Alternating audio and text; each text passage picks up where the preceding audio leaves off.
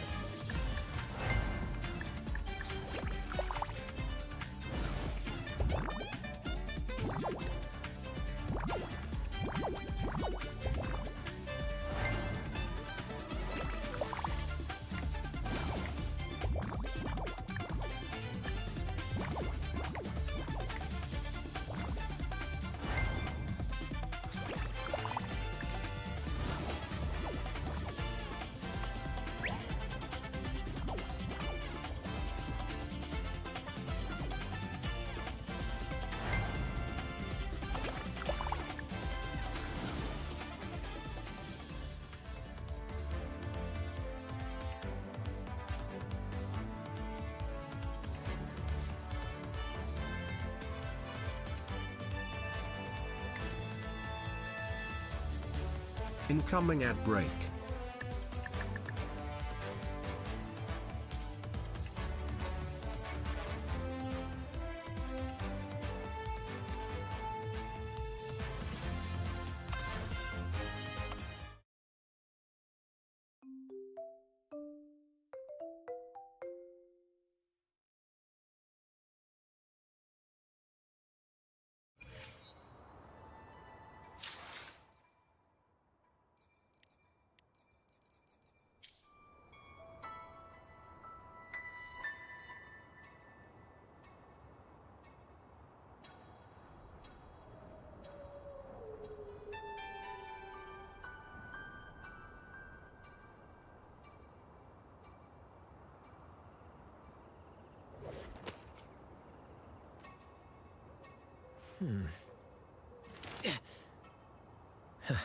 Let me see. Aha!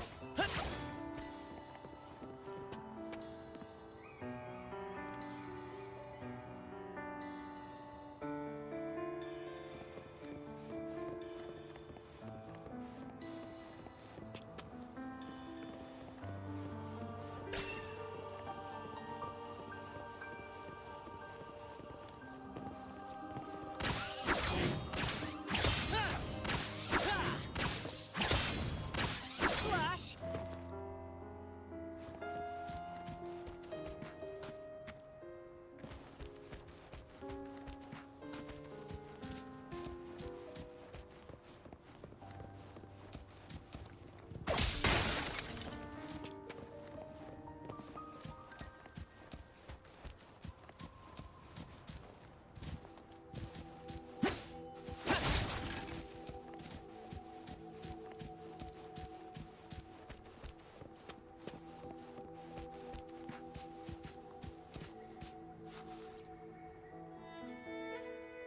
This ancient stone tablet bears inscriptions in the ancient Rinascita language.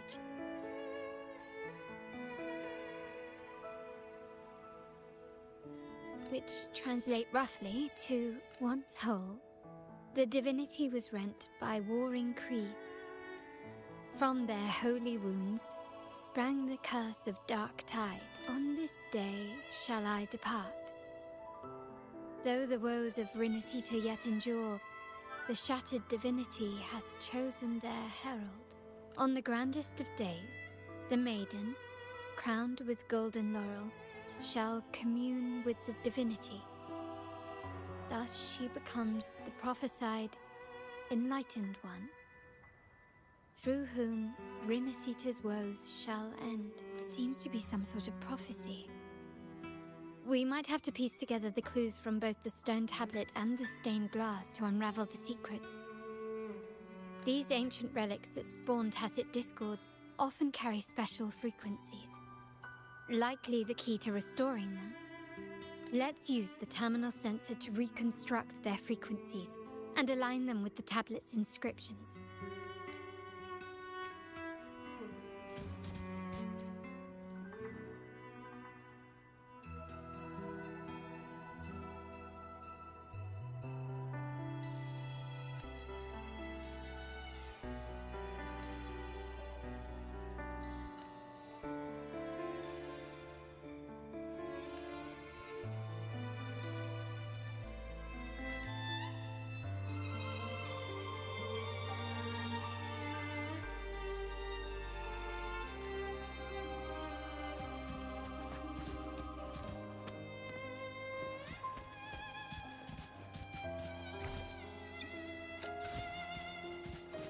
The frequencies of these...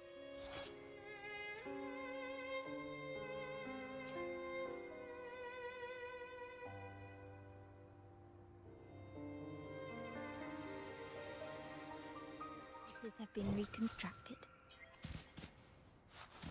Now we only need to assemble them onto the stained glass.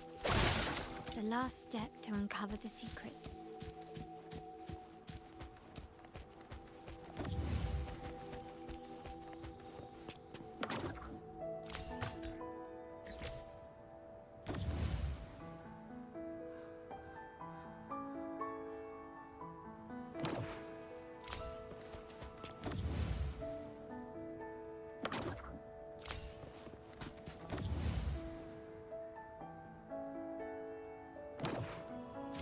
one shows a man in Primus attire, wielding a lantern-shaped relic to dispel shadows and the monsters within.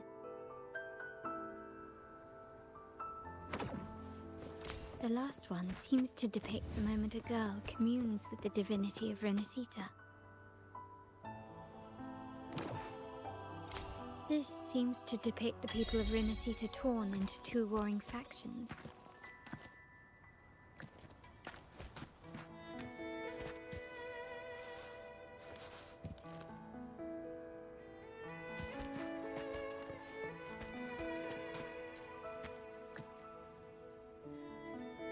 It's done. Now, let's see. Looks like these stained glass images recount a tale about the divinity. Wait. What is it? It's just... the content is rather peculiar. I'll translate it for you. Together with the inscriptions on the tablet, it should be... In the earliest days of Renacita, there were two divinities. One rules the sky and the other the seas, eternally at odds with each other. Amidst the turmoil they wrought, Renacita evolved. In those times of legend, people waged war over their disparate fates. All this was ended by an unprecedented TD outbreak. The Dark Tide, so was it known. It ravaged a great part of Renacita. After the Dark Tide, Napoli, the first Primus, restored civilization from the ashes. He founded the Order to guide the broken Laguna. Yet, not long after, he went to be with the divinity. On his deathbed, he spoke to the believers. Once whole, the divinity was rent by warring creeds. From their holy wounds sprang the curse of Dark Tide. Though the woes of Renacita yet endure, the shattered divinity hath chosen their herald. On the grandest of days, the maiden, crowned with golden laurel, shall commune with the divinity. Thus she becomes the prophesied enlightened one, through whom Renacita's woes shall end. Then, the divinity shall return to its true form, and Renacita, under its glory, shall be a paradise, free of suffering.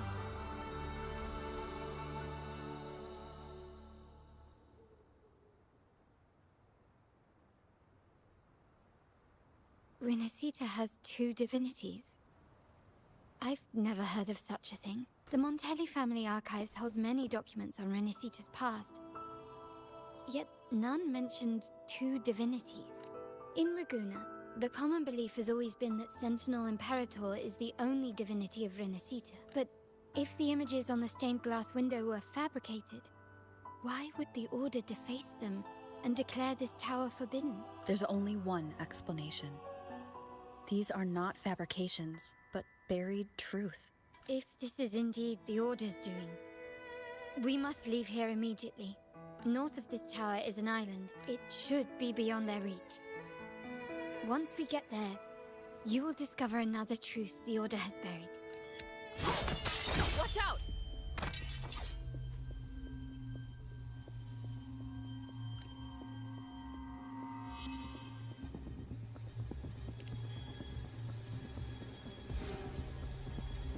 Interesting. They're here even faster than I anticipated.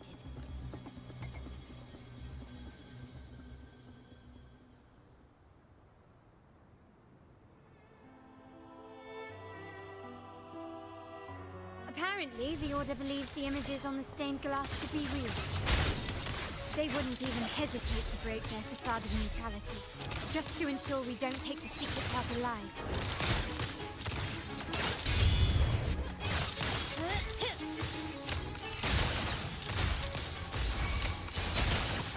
epic shot!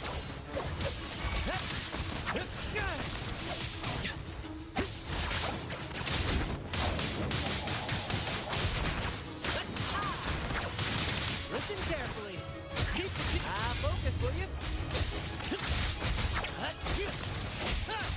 Swift and resolute.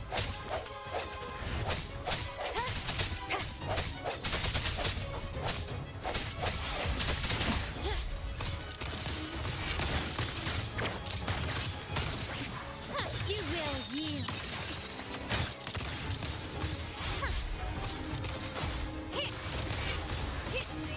Such stubbornness. Still recognize me? Improvise.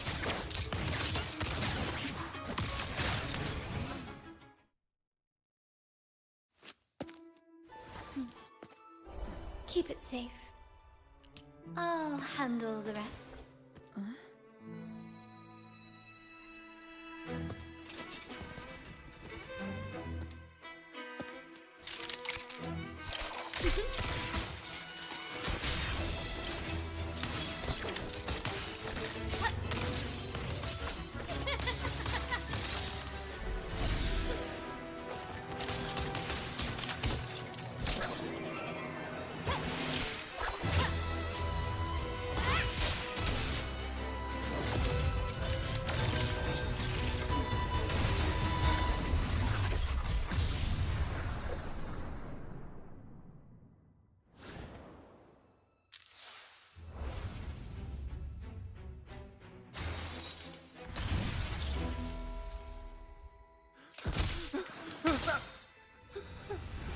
Speak. Who gave you the order?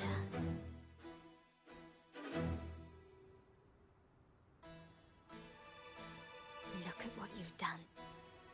Distorting history. Usurping the Sentinel's authority and colluding with wretches. Who are your accomplices? The Fraxidus, the Phisades, and even some of the Montellis. Am I right? Ahem. Well, I'm afraid I don't understand, Miss Carlotta. It seems you too are lost to madness and hallucination. If you find yourself confused and desire the Sentinel's guidance, well, I would gladly arrange a personal pilgrim sail for you. Ah, so this is how you treat those truth seekers. Banish them in the name of pilgrimage. Please, lower your weapon. There is still room for discussion, is there not, Miss Carlotta?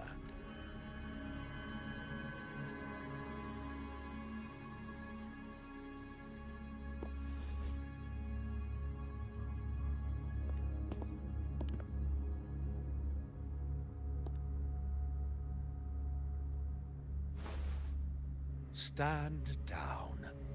Enough blood has been shed today. Imperator would not revel in senseless sacrifice. The pilgrim's sail is for the transgressors to seek rebirth, not for you to threaten our friends.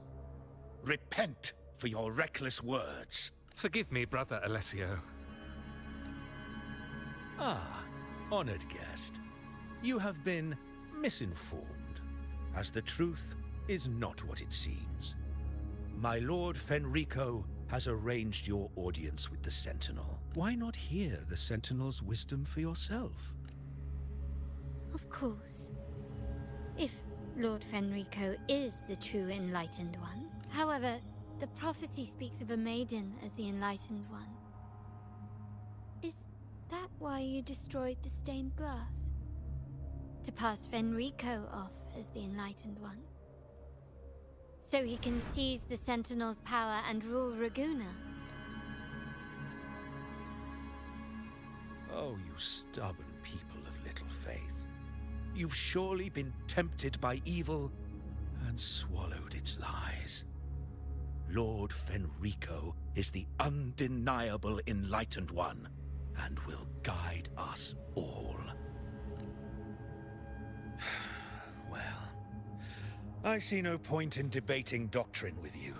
Let's move on to a more concrete subject. Now, Miss Carlotta, which one do you think is more important to the Montelli family? Is it profit or bloodline?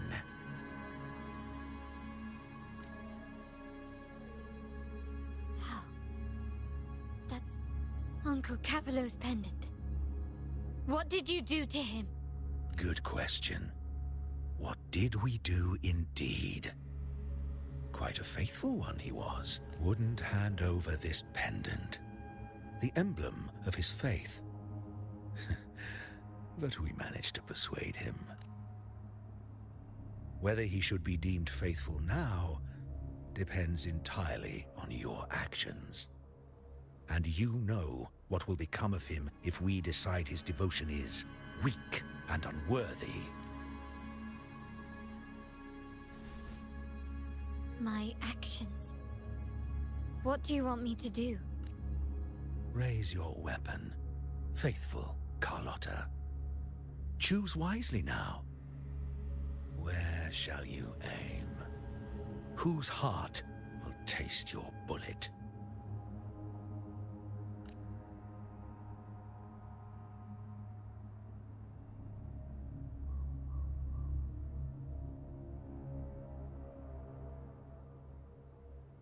Good.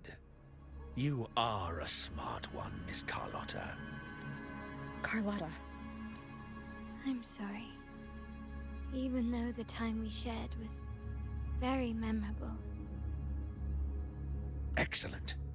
It appears you've made the right choice, as any true Raganazi would. Honoring blood and faith alike. Pull the trigger.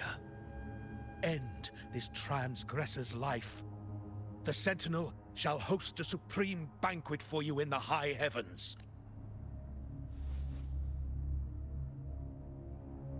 Farewell. And may you meet your friends, where it all ends.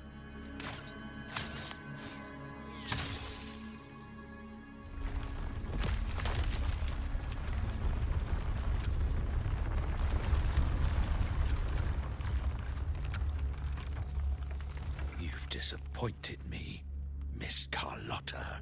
There's a saying in Raguna, even the finest bullet can miss. It was only a mistake. So be it. I shouldn't question your faith over such a mishap. It is, after all, insignificant in the grand scheme of the divinity. Let us bear witness to the moment divine wrath descends from the heavens. That was close. I really thought the bullet was coming for us. So, was it all part of your plan? We were improvising. Then you two sure have great chemistry. But anyway, those bad guys are still after us. So let's get out of here. Didn't Carlotta say something about an island up north? Let's go check it out.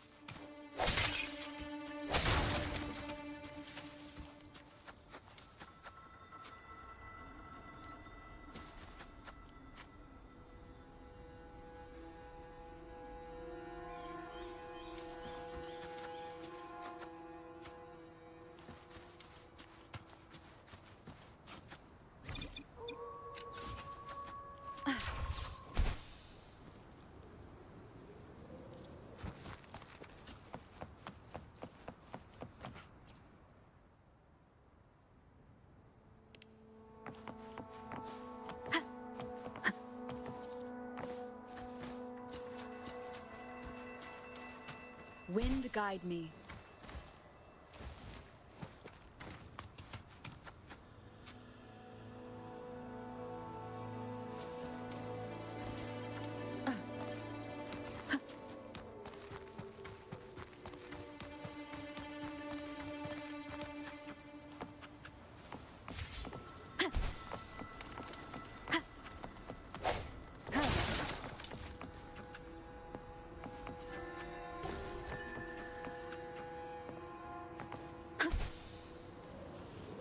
I'm hungry.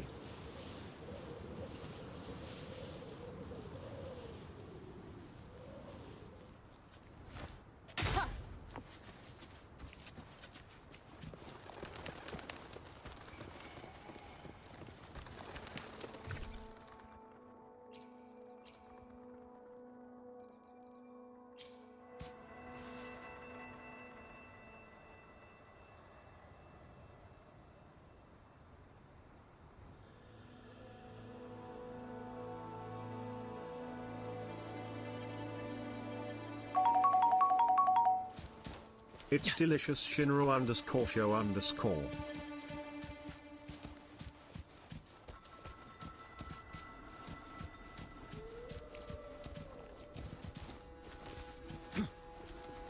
Brad salutes you.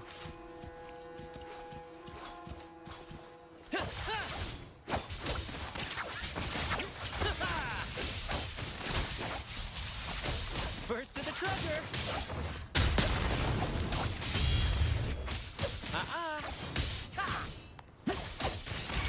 Swift and resolute.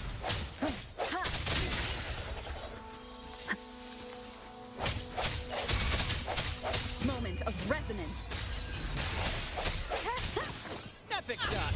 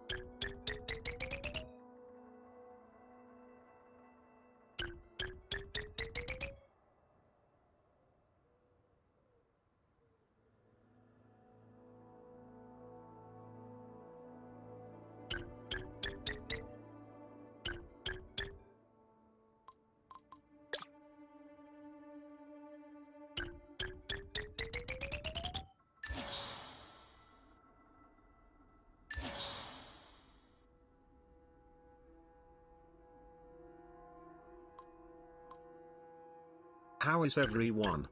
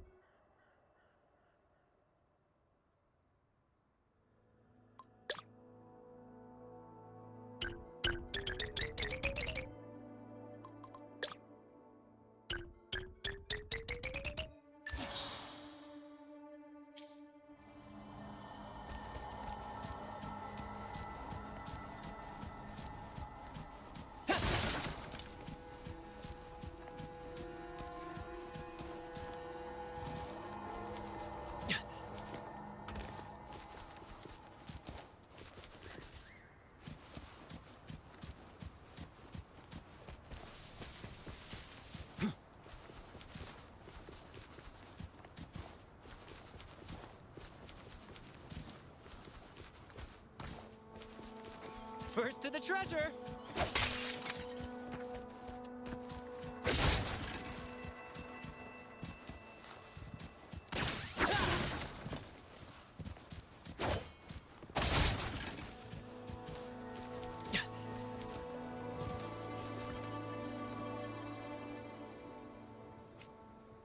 Wait, heads up! Something huge is coming at us! Watch its flame! Quick, get to that clearing!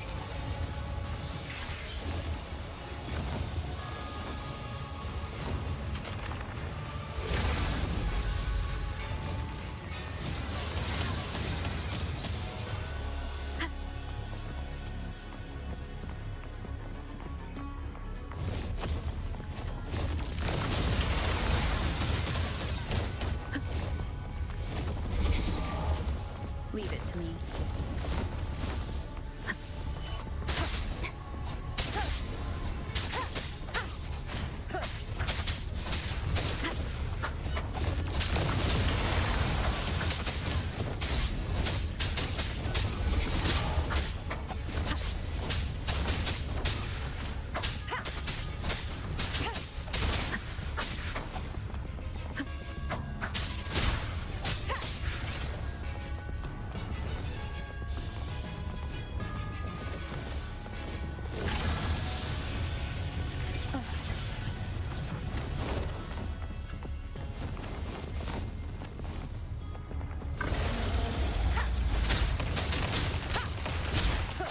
The show begins.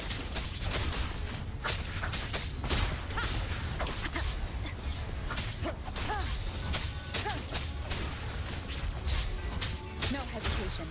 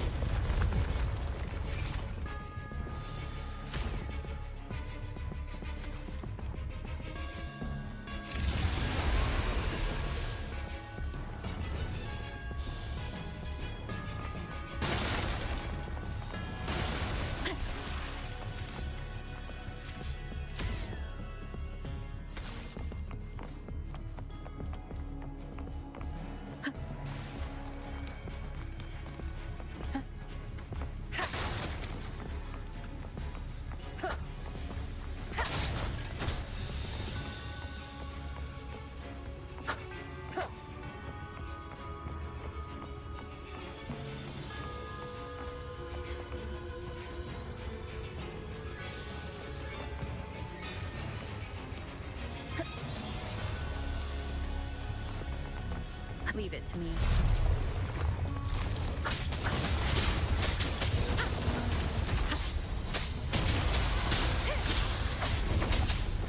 One with the sound.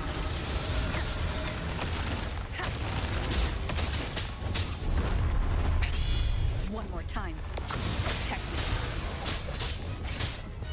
me. You will obey.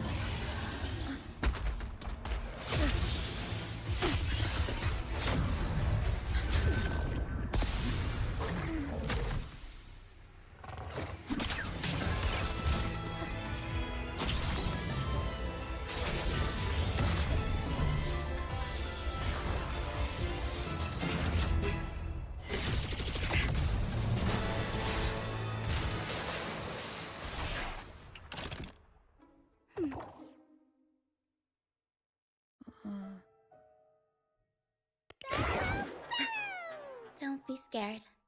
Paro is just saying hi. She seems to fancy you.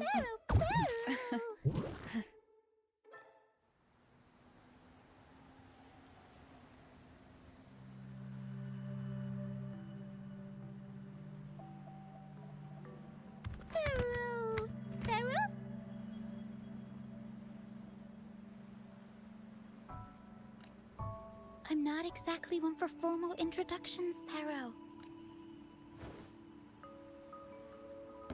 Paro!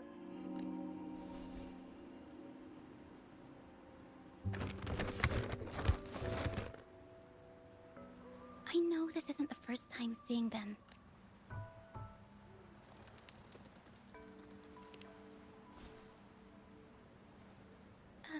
Hello, I'm Ochia.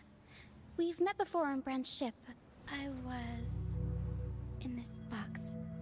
This is Paro, the actual owner of the box. Paro takes good care of me and lets me hang out in it all the time. I've never seen Paro warm up to someone so quickly. It must be something in your frequency that it finds interesting. Anyway, what brings you to this beach? It's not exactly a place for a stroll.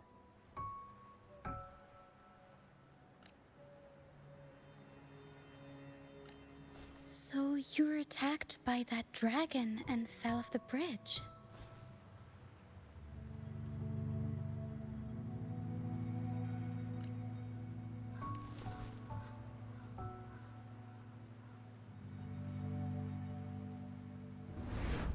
I'm guessing it was Abby who saved you. It probably exhausted itself and retreated back into your body to rest. I can still sense Abby's frequency, even if it's faint. What triggered Abby to come out? Something it could absorb? That dragon's behavior is odd. It never leaves its territory.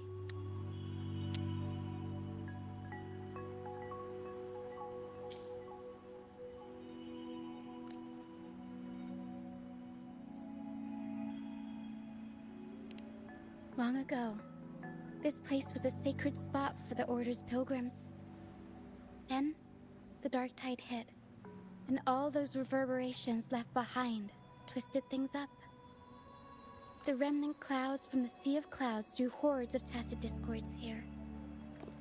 Now, their whispers fill the air, turning this once holy place of pilgrimage into the penitent's end.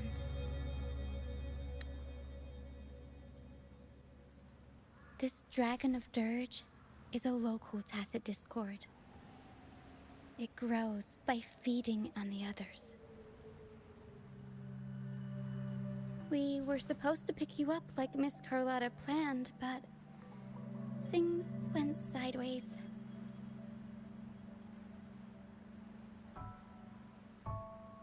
The truth Miss Carlotta wants to show you lies somewhere on the aisle. But this is not the best place to talk. The mist is thickening, and rain is coming.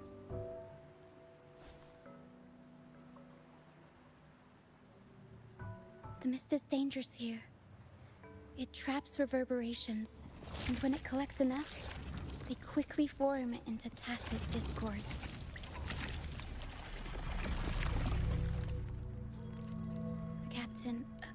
Brant.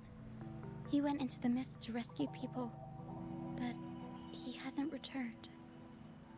We think he might be in danger. I plan to go find him. Once I'm in the mist, my frequency will draw the creepies and crawlies away, so you'll be safer here. Just in case, take this to mask your frequency and defend yourself.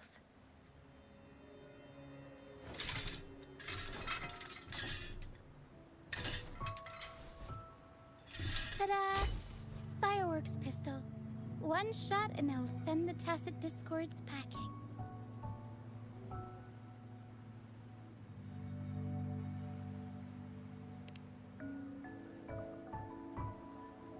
It's easy to use. You want to see the upgraded version? Ta-da! Magnum fireworks pistol.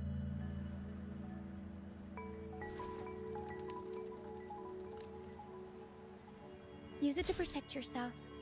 Our troop will bring you to our base soon and tell you the truth we've uncovered. I'll join you once I find Brant.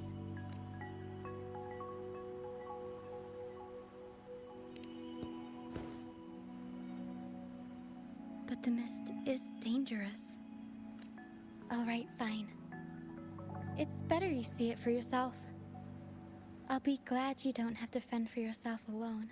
See that lighthouse? It's the only safe place in the mist. We'll head there. Brant might have taken shelter there too. Once we find him, we'll find the truth you're after.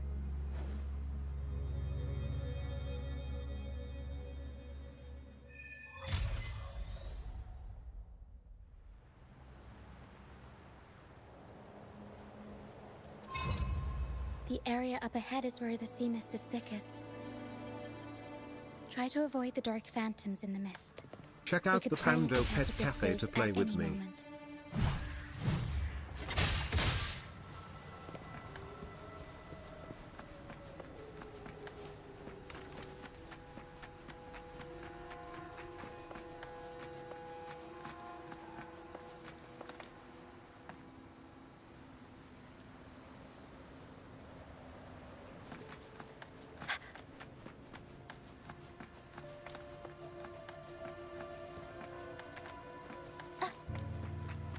We'll improvise.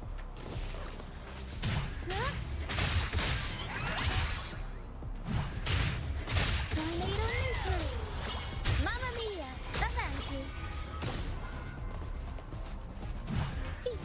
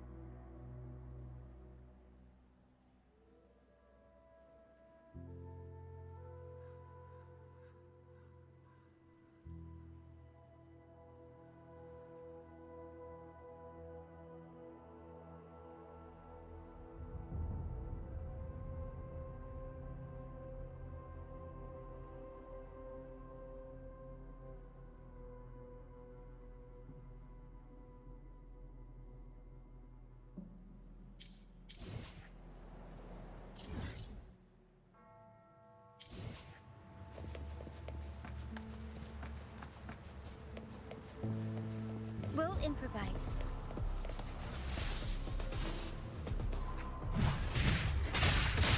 Tempest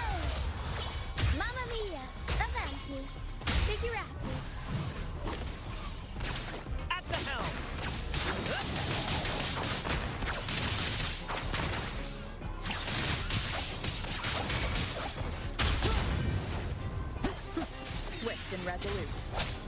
Strike from the shadows. Huh.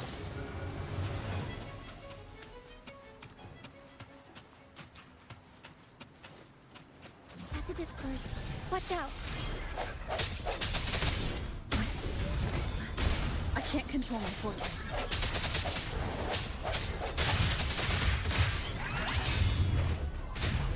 Up we go, Pharaoh! Mamma mia! The high levels of corrupted remnant energy in the mist are disrupting our frequency stability. I can help with that. See, fighting here is a bad idea. Let's just try to avoid any threats for now.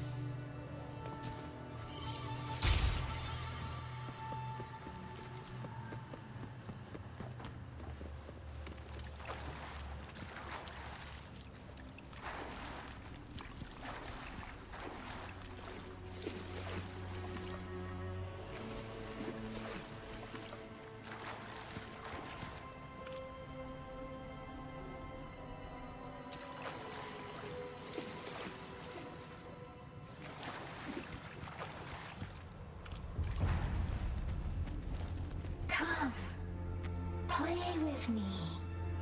Look for me. Don't worry. They're just reverberations. Potential tacit discords in the making. Some of Come, play with me. Look for me. I'm here.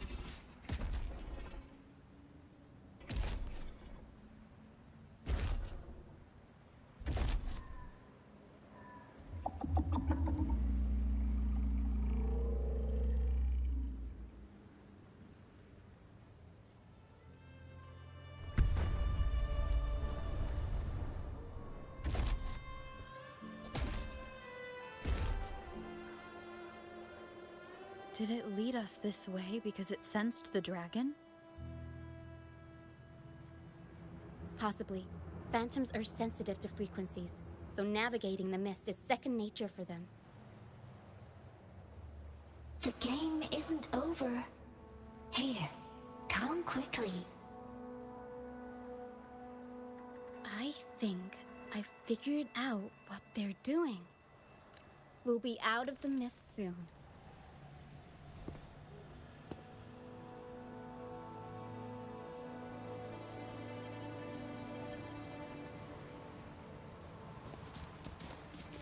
First to the treasure.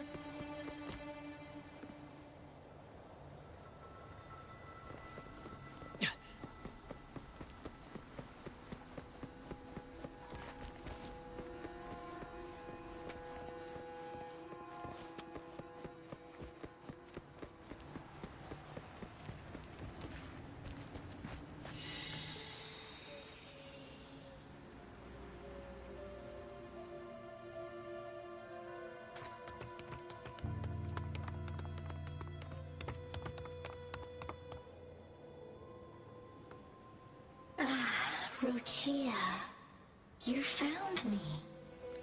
I'll always find you, but maybe don't do this again next time. Why? Isn't this your favorite game? I wanted to play with you. I know, but as your friend, I worry about your safety. My friend? Excuse me. Are you Rochia's friend?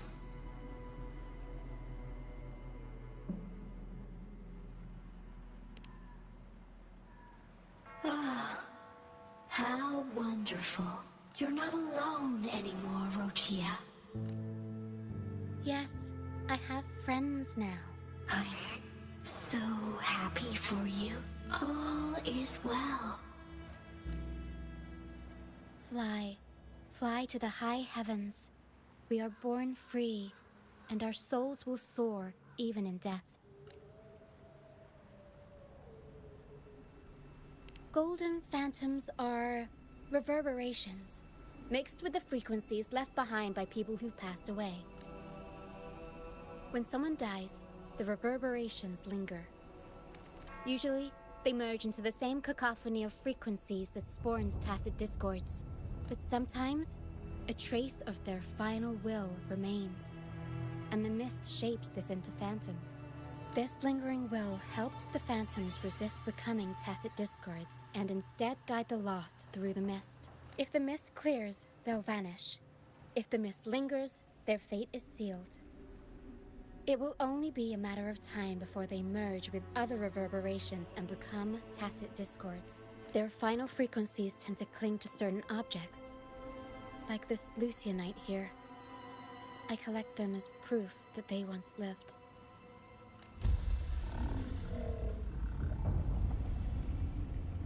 Otherwise, the dragon will devour every last trace of their frequency. The mist is thinning. That stranded ship ahead looks like...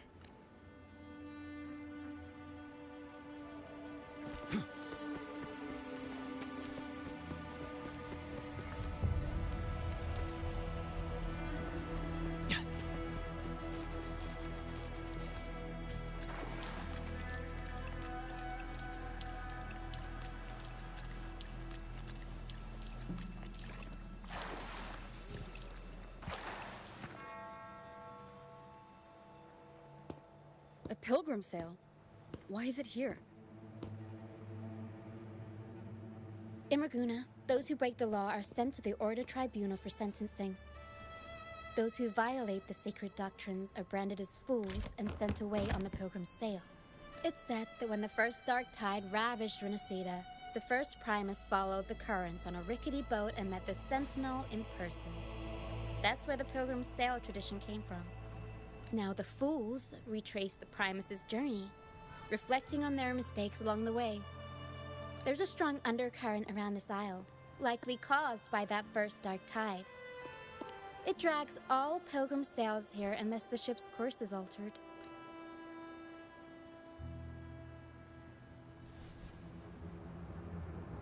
No reverberations on the ship, nor in the mist. The people must have escaped.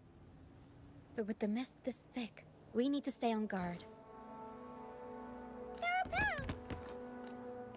This way. Head to the lighthouse. I hear the sounds of fighting. Watch out. Tacit discords are gathering. Looks like our brief intermission is over. Time to let the ghosts have their moment on stage. Come on then!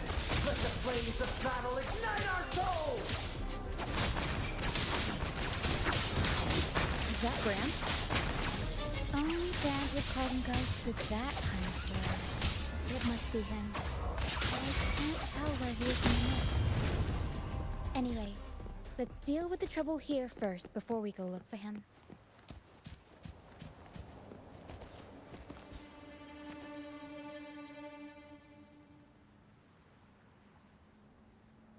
The show's over, ghosts.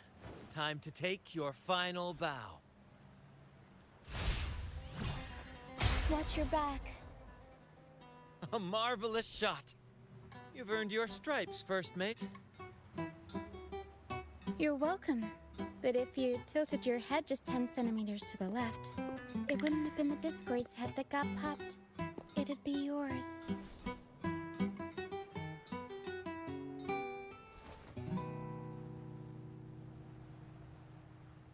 Not on your watch. Besides, fortune always smiles on me. Except in bets. And we've crossed paths with the rover again. Can't get luckier than that. We shouldn't have let her get caught up in this mess. She was worried about us and insisted on coming. Is that so? Then our gratitude to you is even greater for your timely aid.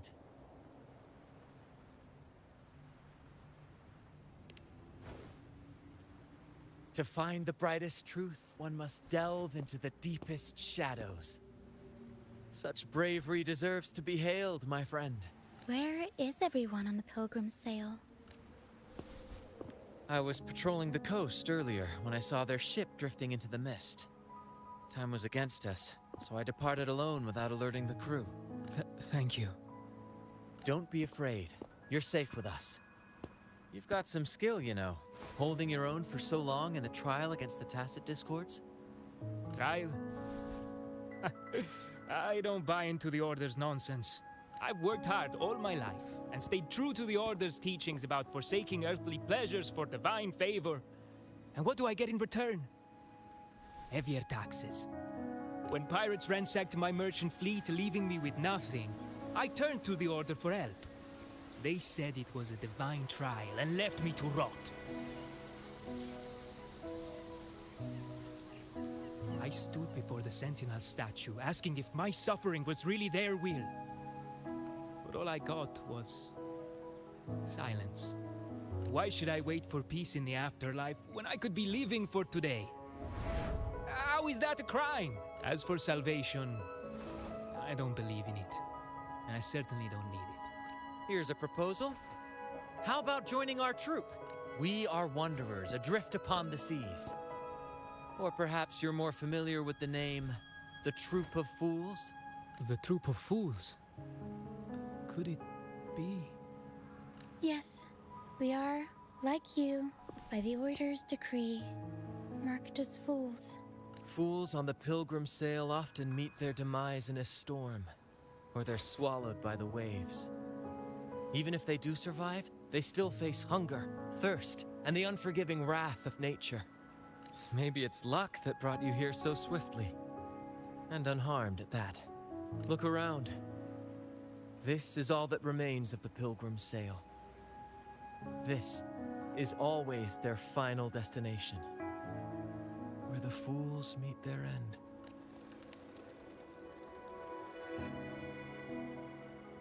Yes, the pilgrimage is nothing but a banishment in disguise.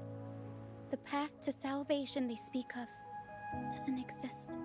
Otherwise, how could this once sacred place now look like such a hellish wasteland? Wait. Sacred place? No wonder the others were talking about it on the ship. They believed the Order's promise that prayers at the sacrificial arena would grant them forgiveness. They must be heading up the mountain now. I didn't expect their faith to lead them that far. If only they knew it was just one of the Order's lies. Captain! First mate! We're here to help! More hands make light work. I called in some help to escort him back to the base once the mist cleared. Ah, the first mate's foresight is unmatched. And the three of us can head up the mountain. But beware, my friend. By the end of this pilgrimage, you will witness the Order's cruelest deceit. The dangers ahead will only intensify.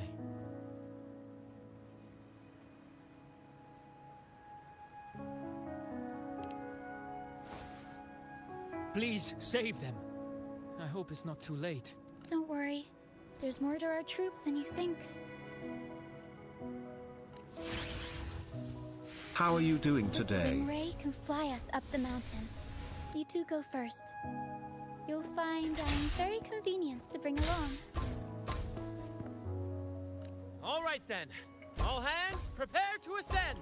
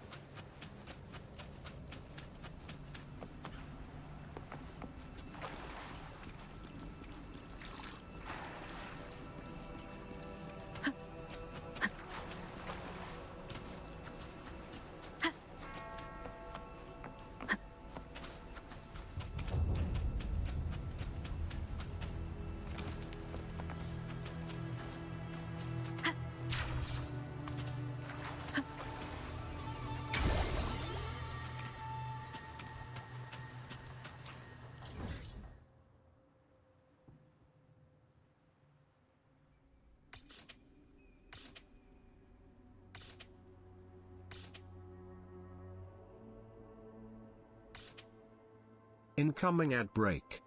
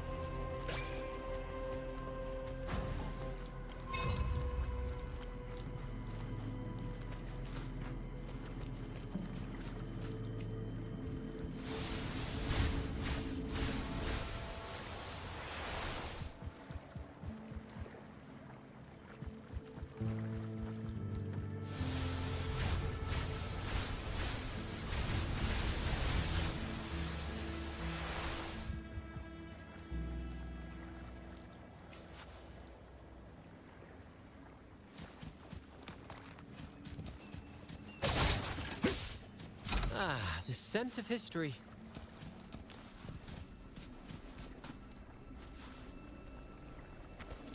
First to the treasure! Yeah.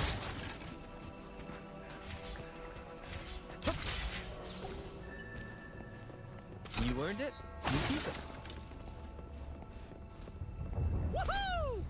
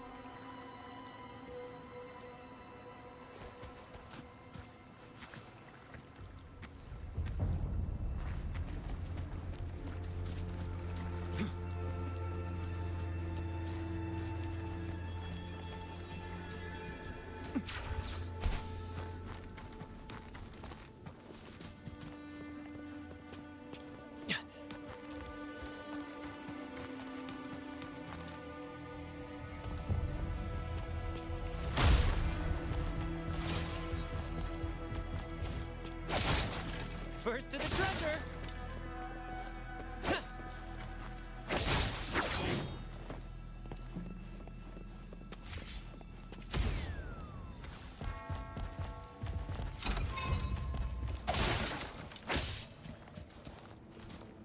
Beyond my beloved horizon!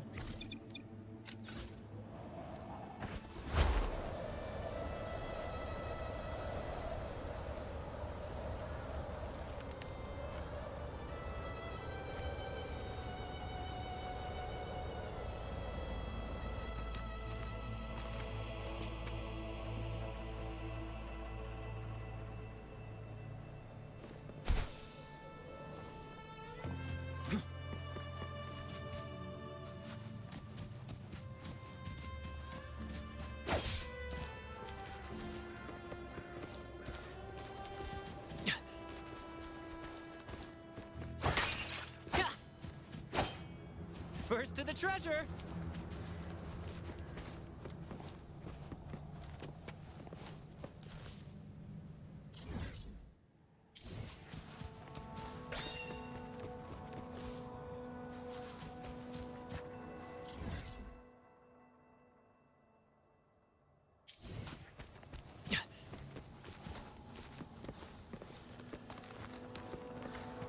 First to the treasure!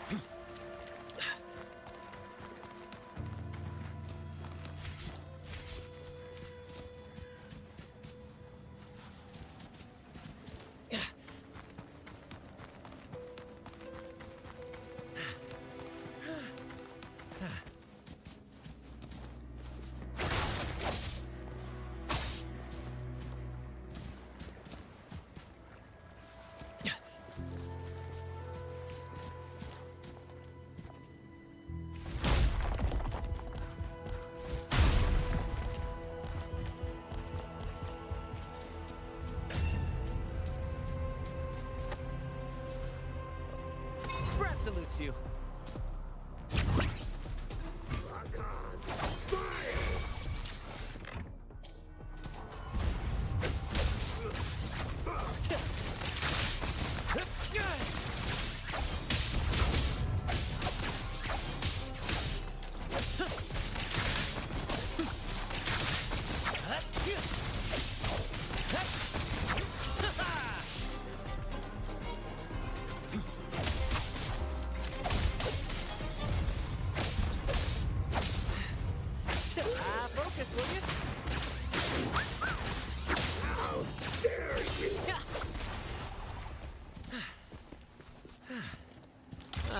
scent of history.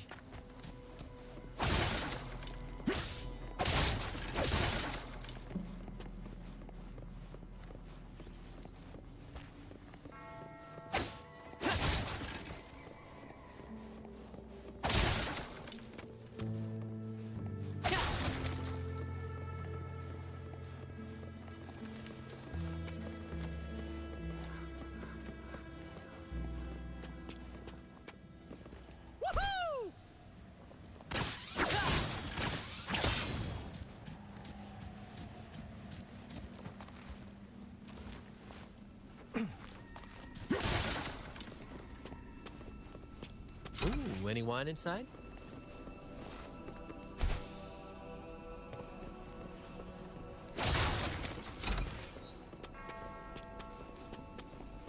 Brad salutes you.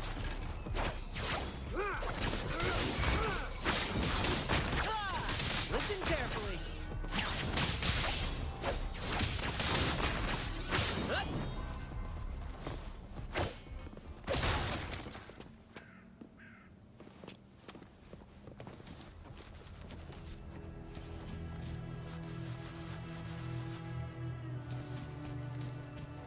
First to the treasure! Flash!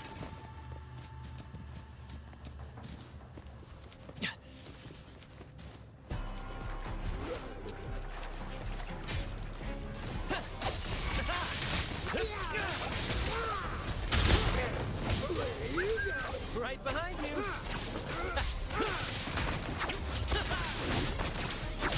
Victory's mine.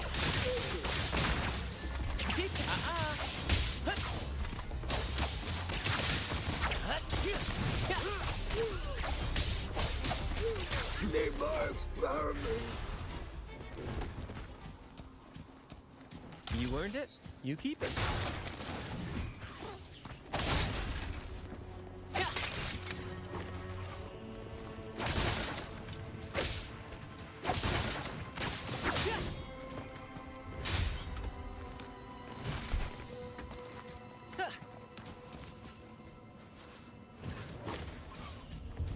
Brad salutes you.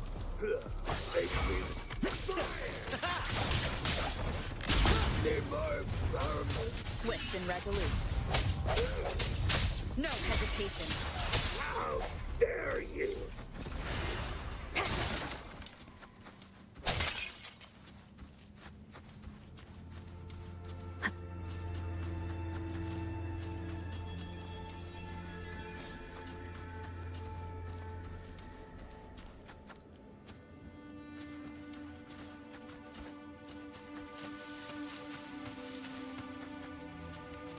Leave it to me.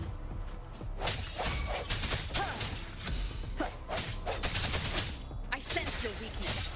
Food. I need food.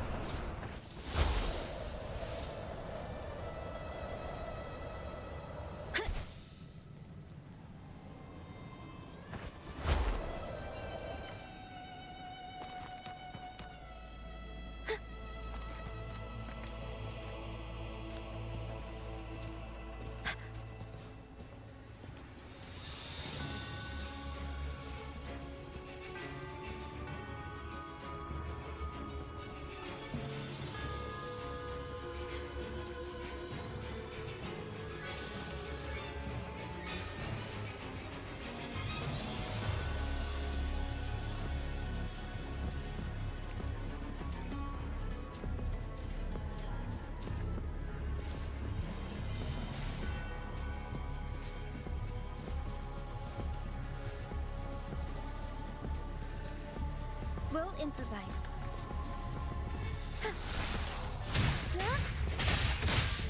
Tempest show! Mamma mia! Avanti!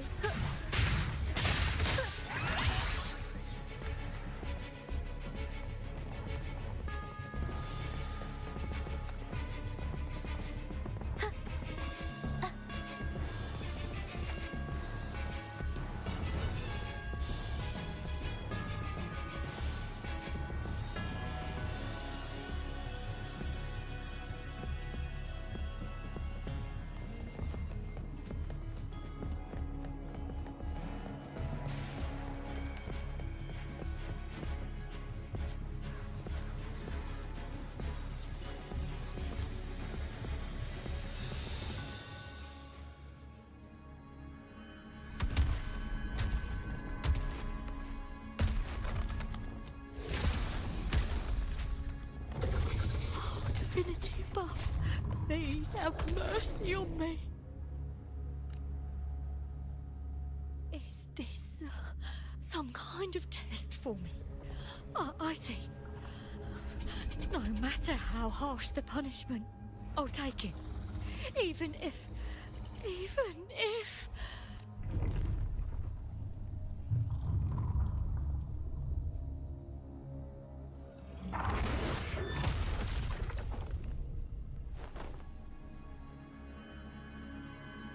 if it means death? We've never done anything that warrants paying with our lives.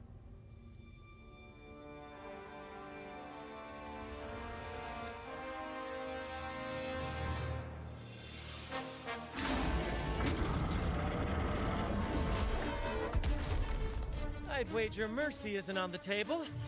However, in the face of danger and adversity, the stage is set for our grandest act.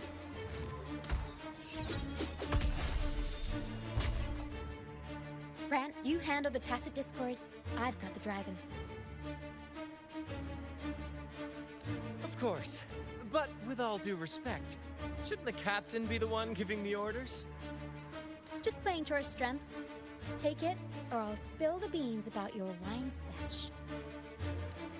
Why, aye, first mate.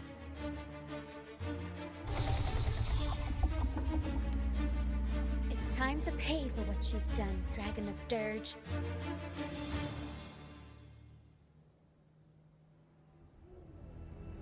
We'll improvise.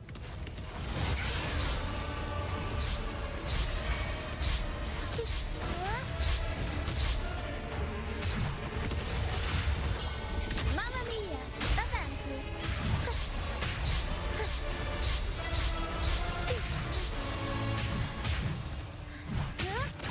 Epic shot. No worries.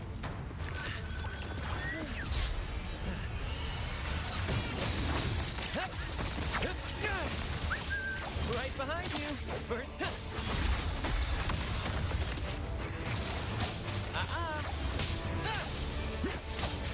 Ouch. Climax of the show.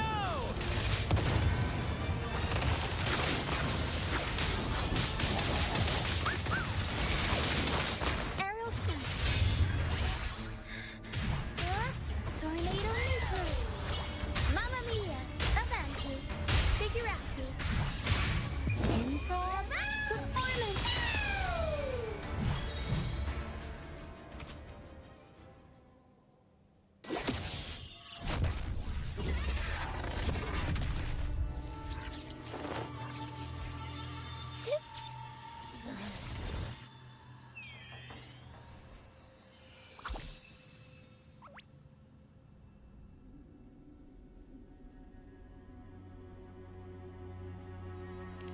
Of course! You think that little lizard could take me down? I just took a nap after eating its frequency. But seriously, that was close. The fire it breathed almost singed your hair. Good thing I was here to back you up.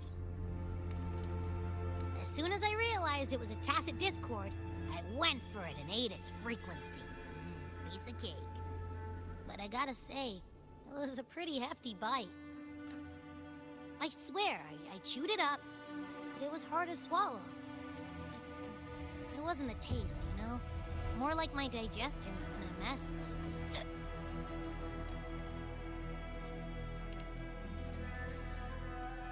That's not the point. The real deal is, I found something crazy in its frequency. You said you somehow experienced empathy with the tacit discord back in Jinzhou, right? How about trying that again with this guy?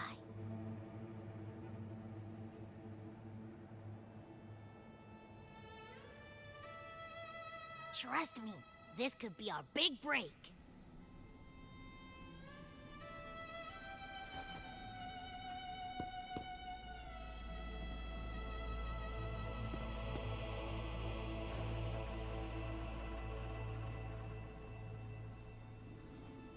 Gehenna, a wretched soul mourned by none. You are reborn to fulfill our sacred rite. Illuminate the path of salvation. Become the fiery hand of judgment, purging all transgressions.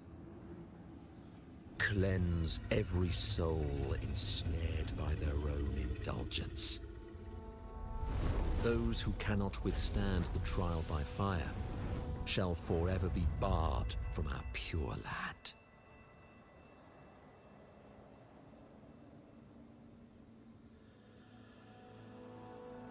See? I wasn't lying.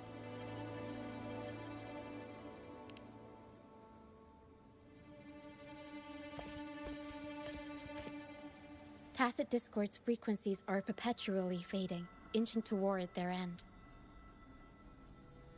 Their only way to maintain their existence is to consume other frequencies as food. The dark tide and mist enveloping this isle have drawn in countless Tacit Discords. Their frequencies should have been enough to feed the dragon. If what you saw is true, then the Order must have used some trick to control the dragon, making its frequency fade away faster than it should. That means they could be responsible for why the dragon began attacking all living beings, including humans. In time, it ended up becoming a harbinger of death.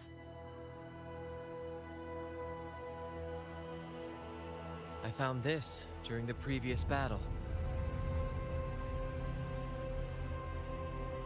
It seems the Fraxidus had their hand in this case as well.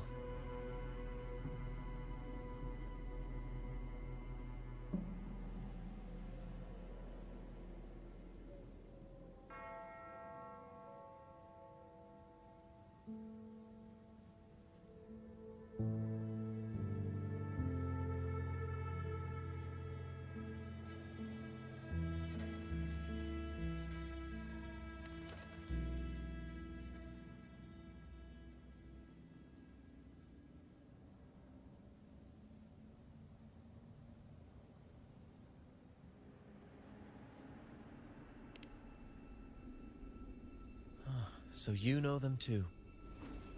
Seems we have much to discuss. Our troop usually earns a living by performing on the nearby islands. Sometimes we take on escort missions for merchant ships as well. That's how we first got acquainted with the Fraxidus. I'm hungry. At first, they were just lurking about, raiding ships. But as the Carnival drew near, their actions grew suspicious. It's delicious. We noticed them lingering around a certain sea. Remember Cetus the Tidebreaker? The creature that attacked you when we first met. After we parted ways, we went searching for it to find out what had gone wrong.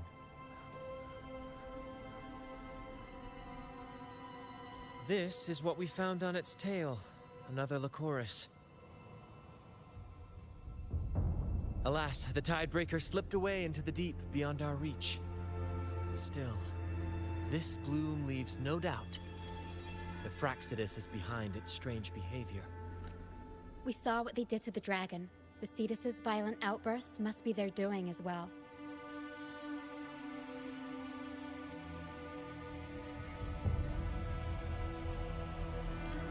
They say the Carnival is a ceremony to resonate with the Sentinel.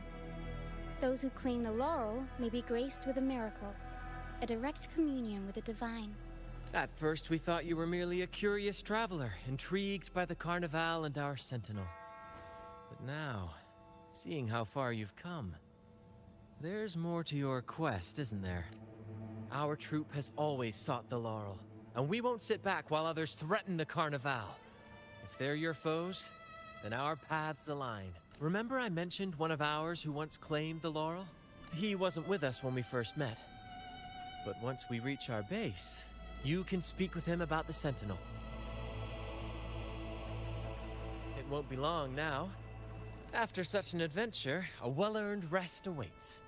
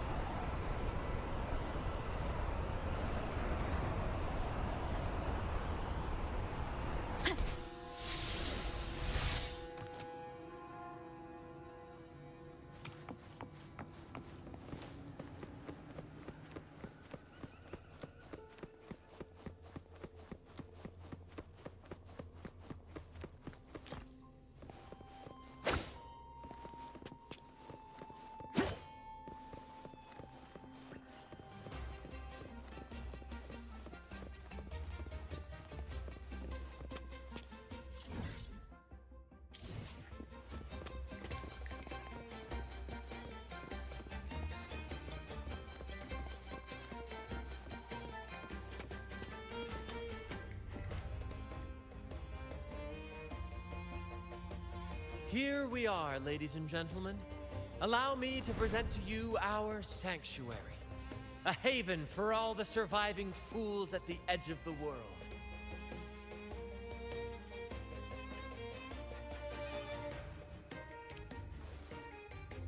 It is, my friend. We built this place from the ground up, and I dare say it's a triumph worthy of the ages. The mist does shield us from the Order, but it brings its own set of problems. Precisely why we must tackle its effects without delay. By the way, if you'd like to speak with Mr. Bardolino, our laureate, you'll find his tent deep within the base. Feel free to talk to the others while we handle our tasks. We'll catch up once we're done.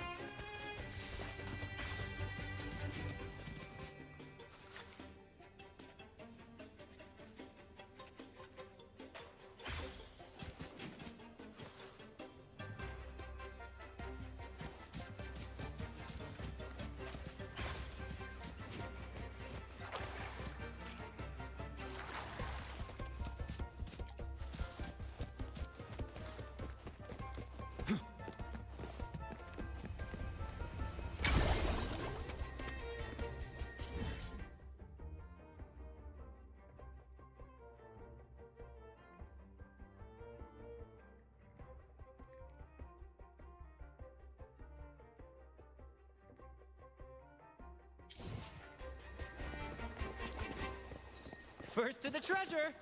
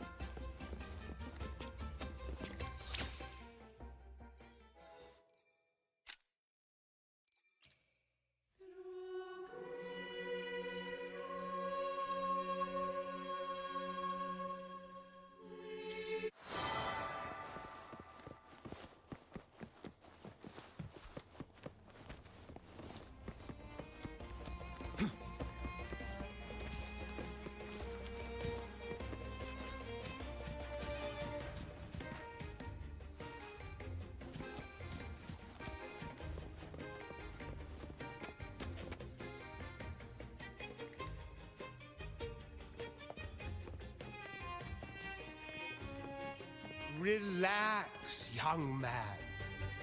Life's only just unfurling its sails for you. Why sit there like one of those dour statues in the Order's halls? Don't be afraid to show a little spark.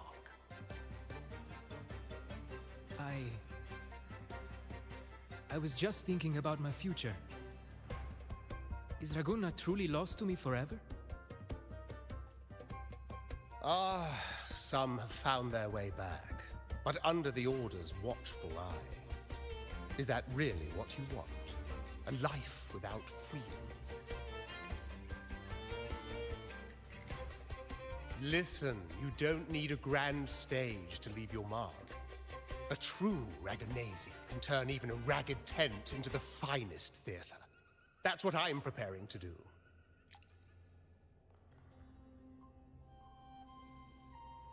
I might be an old man now, but don't let that fool you.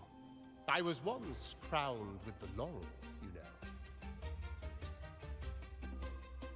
You? Are you Mr. Bardolino? In the flesh. Ha ha ha ha!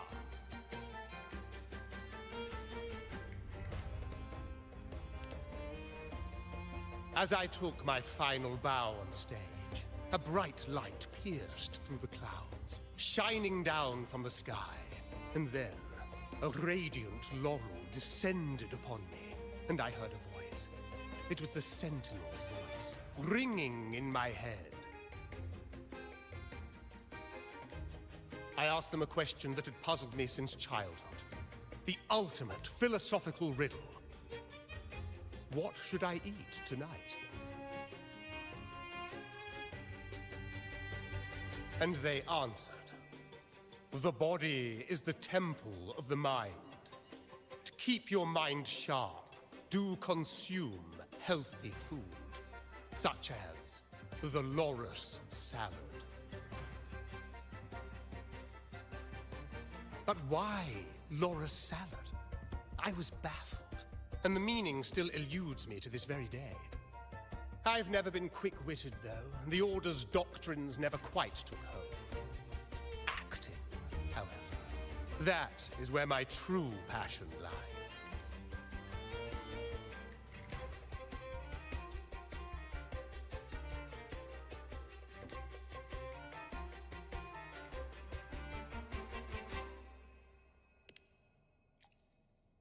But why did a blessed laureate like you get banished by the Order?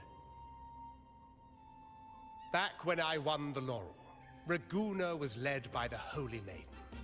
She promoted all sorts of grand celebrations during the Carnival, an unceasing tide of revelry. Stages sprang up on every corner of the city, performances dancing through the streets, and shops adorned in vibrant hues. Even on rainy nights, you could still hear music playing in the square. Some performers wove their critiques into their acts. Sharp as she was, the Holy Maiden noticed. She refined city policy with each whisper of dissent.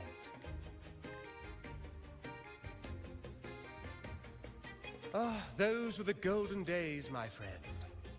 The Holy Maiden once said that if she were to leave this world, she'd want no majestic tomb or solemn funeral, but the grandest carnival as her final farewell. And then, she really did leave us. The current Primus took her place, and in the name of mourning the Holy Maiden, issued all sorts of bans on the Carnival. But is that really what she would have wanted? The Order's grip tightened, and the Carnival performances were reduced to dull, monotonous shadows of their former selves.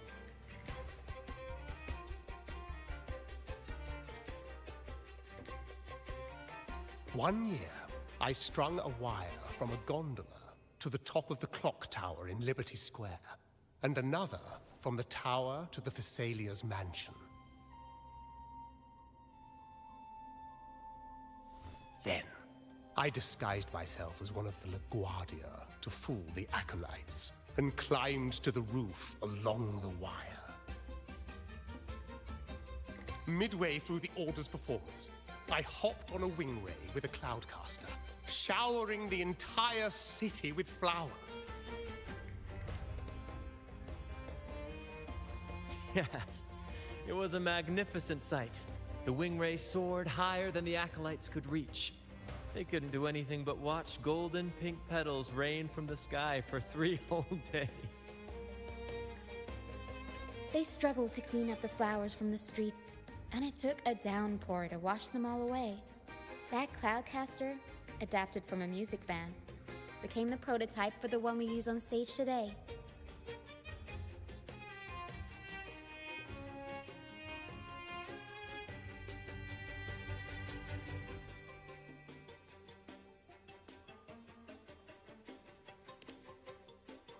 But that's all in the past.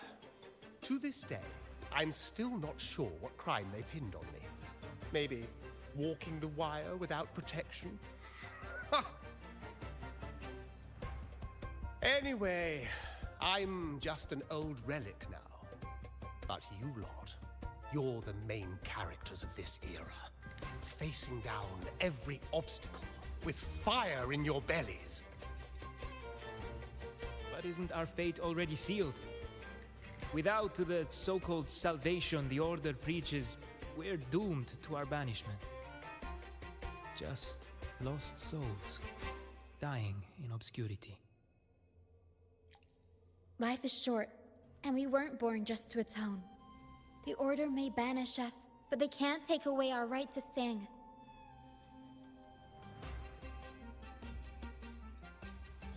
Death is one of many possible ends, but it's certainly not the worst. Perhaps being forgotten is what the Order wanted for us.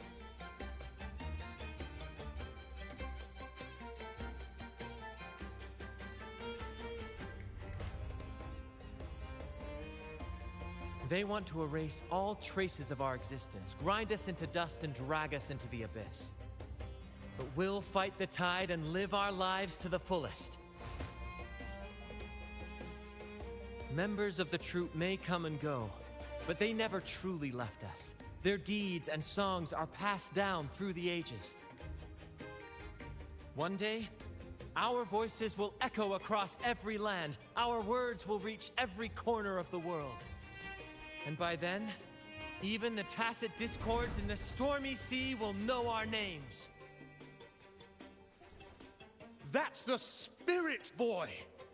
Even if I can't earn myself a proper title, I'll become Rinasita's most enigmatic legend. When I'm gone, I'll leave behind a coffin that sings.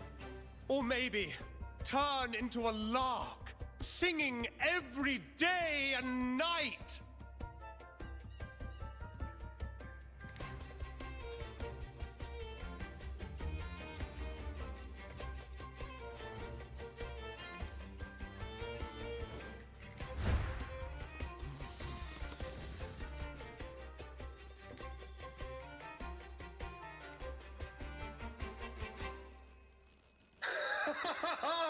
What say you, Brad? Do you like this stage design? It could be used for this year's carnival.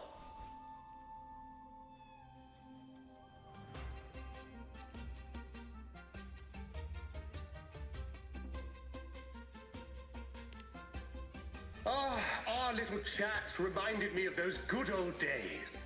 So why not relive that scene I just mentioned? I still remember that famous line. Even without wings, we can still soar to the heavens. Now that you mention it, that is a very good question.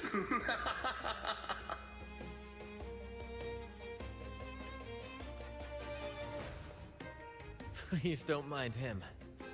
We like our performances big and bold, after all.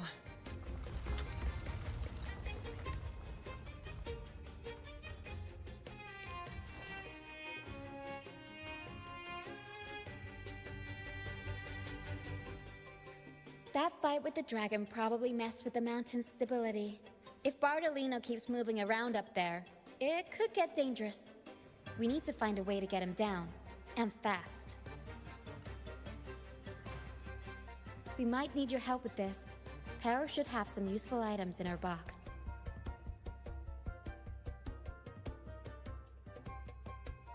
We've got a cloudcaster that can conjure up some fluffy cloud cushions.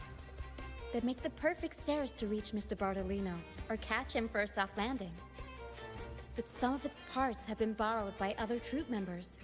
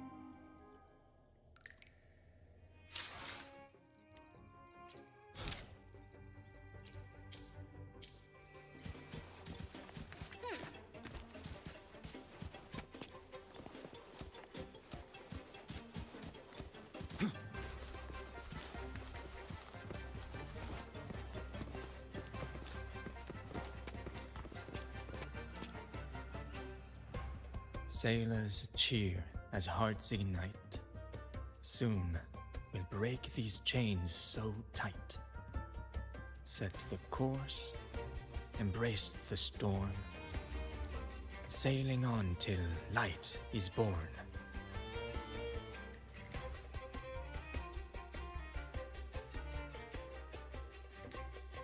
The Cloudcaster. Oh, I use its base as a desk. Our first mate lent it to me so I could write more comfortably. Here it is. Careful, it's heavy.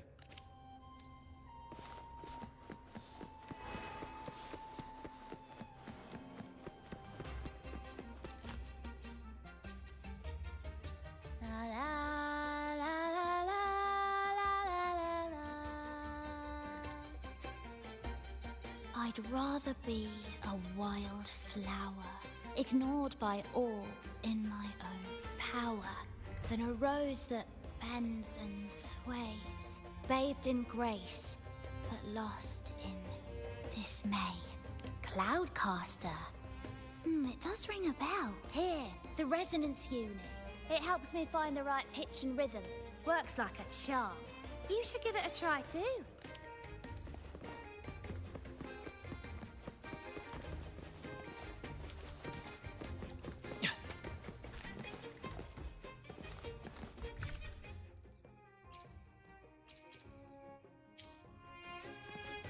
First to the treasure!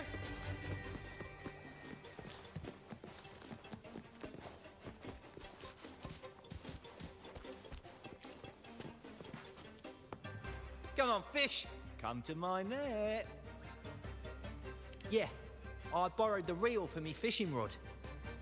We scavenge all sorts of stuff from the beach and fix them up as needed. Nothing goes to waste. Don't be fooled by appearances. This stuff can be pretty versatile. Good. We have all the parts now. Time to work, Pero.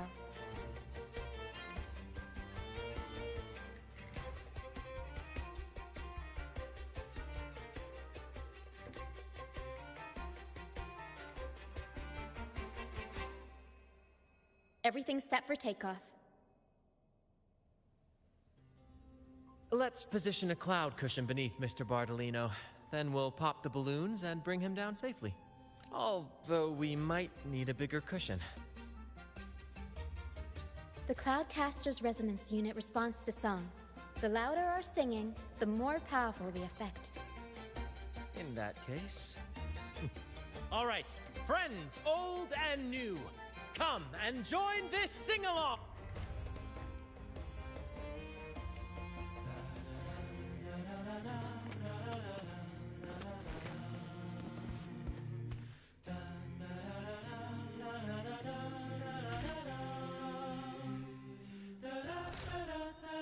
Bullseye! How about showing off that aim again with the rest of the balloons? Almost done.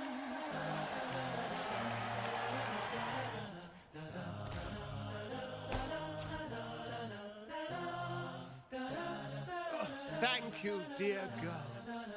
You helped me complete this performance and fulfill one of my dearest wishes. Please, I'll gladly give you my most prized possession.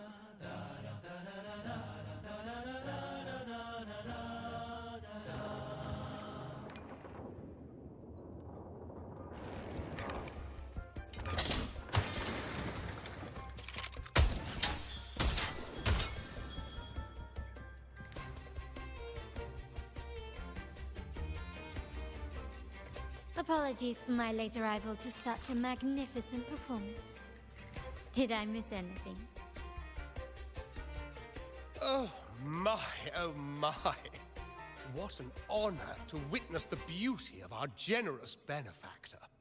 Thank you, my lady, for rescuing this humble soul in his moment of need.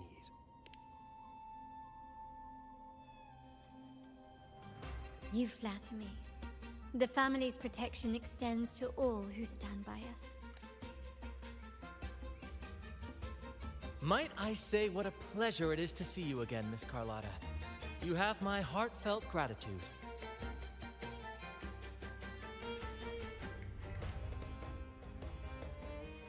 Is everything going smoothly with your family, Miss Carlotta? Yes, thank you. The Order's scheme was uncovered as planned. Uncle Capilet was rescued, and Grandfather has handled the rest. I still owe you thanks for improvising with me in front of that priest.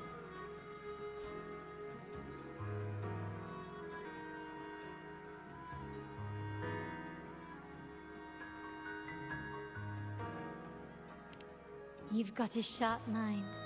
No pain, no gain, as Grandfather used to say. I'm pleased we're on the same page.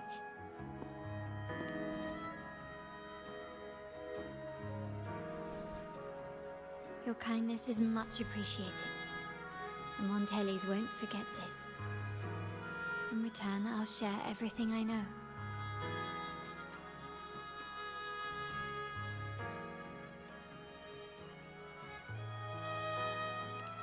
I believe you've noticed that the Order has been undermining the family under the guise of its doctrines.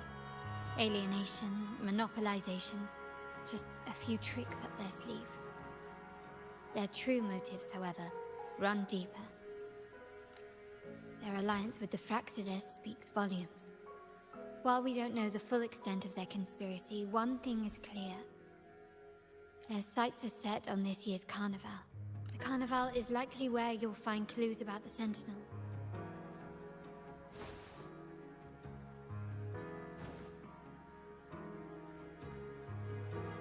Legend has it that the Sentinel, Imperator, has been secluded in the heavens, cut off from the mortal realm. The last record of the Sentinel is from the Carnival a decade ago. At that time, the entire city was shrouded in mist. Ghosts roamed the streets. A dragon roared from the sky, and a sea behemoth raged, summoning towering waves. Do any clues come to mind?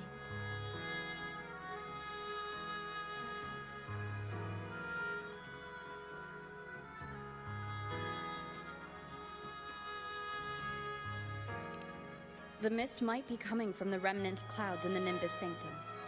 Lorelei has the power to purify and control them, but the Fraxides interfered.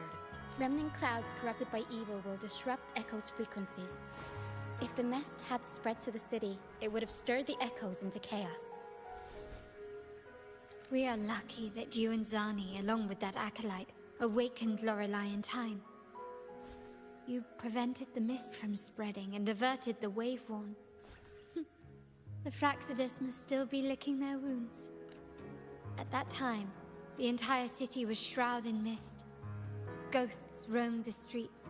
A dragon roared from the sky, and a sea behemoth raged, summoning towering waves. Do any clues come to mind? The Montelli traders used Lycoris in experiments to turn echoes back into tacit discords. If they were successful, the ghost seen 10 years ago may have also been created this way. Ghost is just a dramatic name given by the Raganesi for tacit discords. They look nearly identical to echoes, especially in the mist.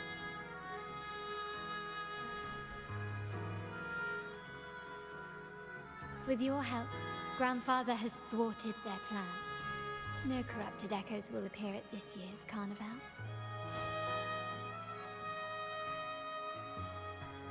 At that time, the entire city was shrouded in mist. Ghosts roamed the streets. A dragon roared from the sky, and a sea behemoth raged, summoning towering waves. Do any clues come to mind? The Order has allied with the Fraxidus to control the dragon. From what I saw when I connected with its frequency, they might be planning to command it to attack Raguna during the Carnival. After the Tacit Discords took over this isle, the Order used them as an excuse to forbid any entry.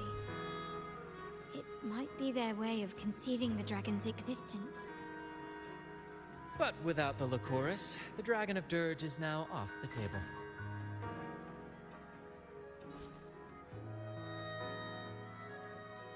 At that time, the entire city was shrouded in mist.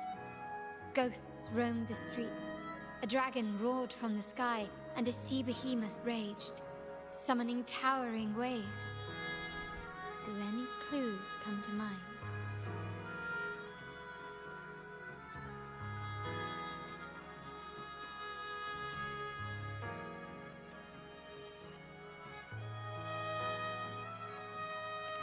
The remnant cloud spreading, experiments to turn echoes, and the dragon's manipulation.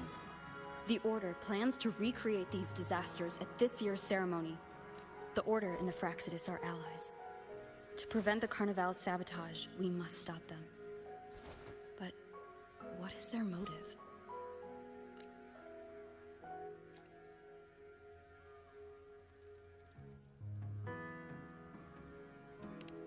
The Primus called it a divine punishment, and took the opportunity to appear as a savior. A perfect way to build legitimacy. The Order relies on the people's faith in the Sentinel. With the Sentinel's 10-year absence, faith in the Order has waned. Incoming We ad must be break. desperate to restore that trust. It is for this reason that the Order has been forced to revive the festival.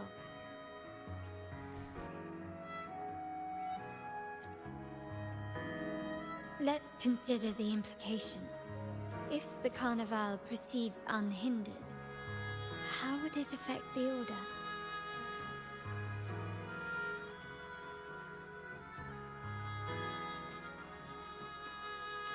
The current Primus claims to be the Enlightened One, the Sentinel's Resonator.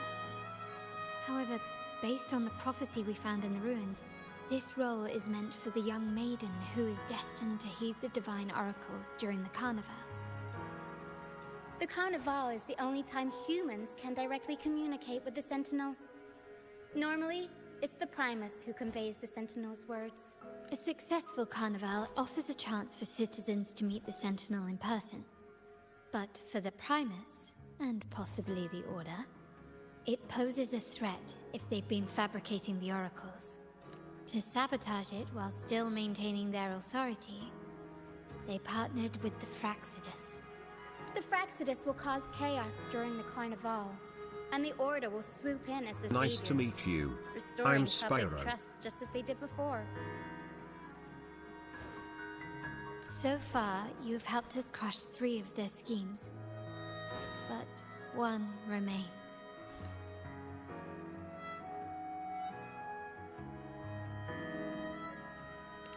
We have evidence that the Cetus is being manipulated, and the Fraxidus are setting up their final plan. With their whereabouts unknown, we'll need to adapt our strategy as the Carnival unfolds. From what I've noticed, you're not one to act passively or pin your hopes on others.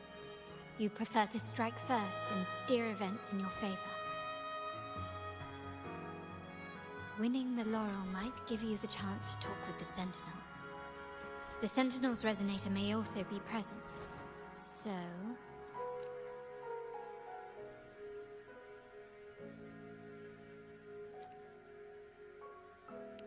Our aim has always been clear. To restore the Carnival to its former glory with a performance for the ages. If the Divine truly exists, would they wish to see their people living without freedom? Or witness a festival twisted into a tool for tyrants? If we win the laurel, we'll show that such punishment is absurd. But if that's truly their design, we shall break those divine shackles ourselves. Whether divinity exists or not, we will fight for Raguna's freedom, where everyone has the right to live and pursue a future of their own choosing. The Montellis share this vision. Only in a free society can a fair and open market thrive. However, the troop alone is too weak. The family is under close watch and our enemy hides in the shadows. We need your strength to find our way forward.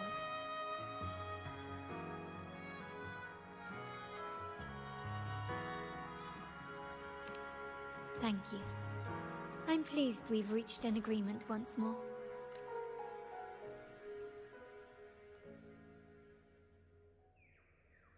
All right, what should we do now? Any plans? Since the Order intends to sabotage the Carnival and incite chaos amongst the guests, confronting them directly only plays into their hands. You've seen the troops' unique approach to combat, haven't you?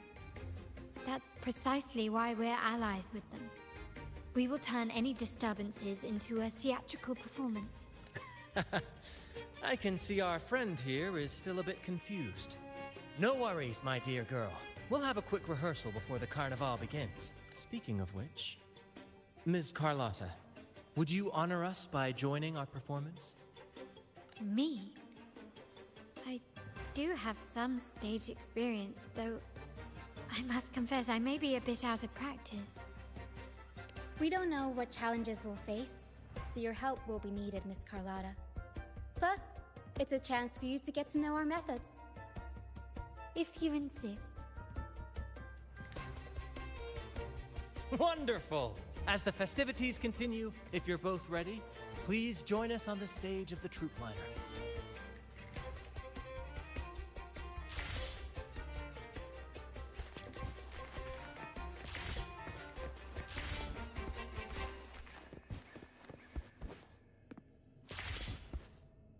Same actor, different role.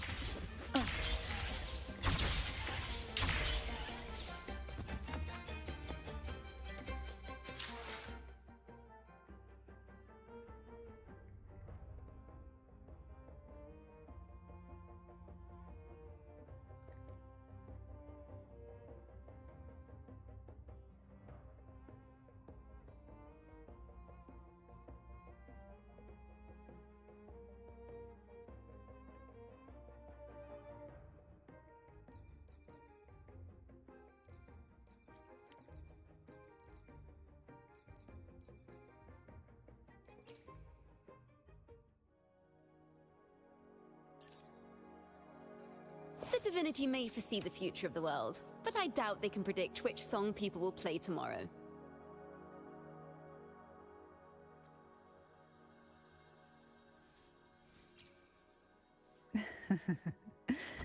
The tides have whispered of your arrival. The divinity may foresee the future of the world, but I doubt they can predict which song people will play tomorrow. Today will be a fine day. I alone will decide whether it's for show or for battle. Time for another adventure? No rush. May I pray for anything specific? plan with convention. The experiment begins. The battlefield is dynamic. Do not let your guard down. Understood. I am here to... Would you like a fun game?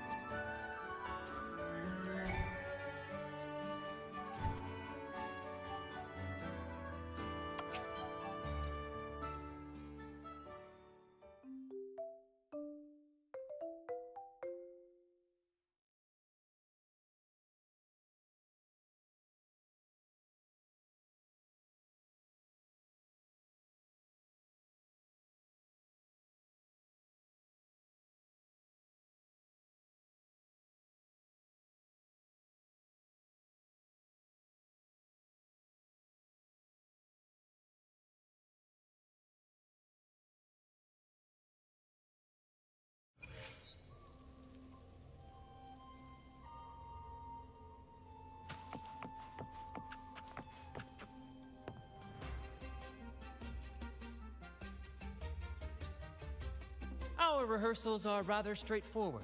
No scripts, just pure intuition and our senses guiding us. That's what makes Commedia Improviso truly come alive. For our improvised comedy, we start with a theme. From there, we build our lines and act on the fly, responding to the unfolding show and audience reactions. But with the limitless capacity for human creativity at play, the plot can sometimes veer into the, well, unconventional. To prevent things from spiraling too far, we set an anchor for the performance. Pardon my interruption, but I'm quite curious. What sort of bizarre plots have you encountered? Well, something like a humble craftsman from a small town sets sail on a rainy night, stumbles upon ancient ruins, is reincarnated with superpowers, and then decides to conquer the galaxy, becoming the Emperor of the Stars. So, we draft a basic outline that assigns roles and guides the plot's direction. And this time, our outline is: a kingdom is attacked, monsters run rampant, and the Demon King has kidnapped the Holy Maiden. A few brave heroes accept the minister's quest to defeat the Demon King and rescue her.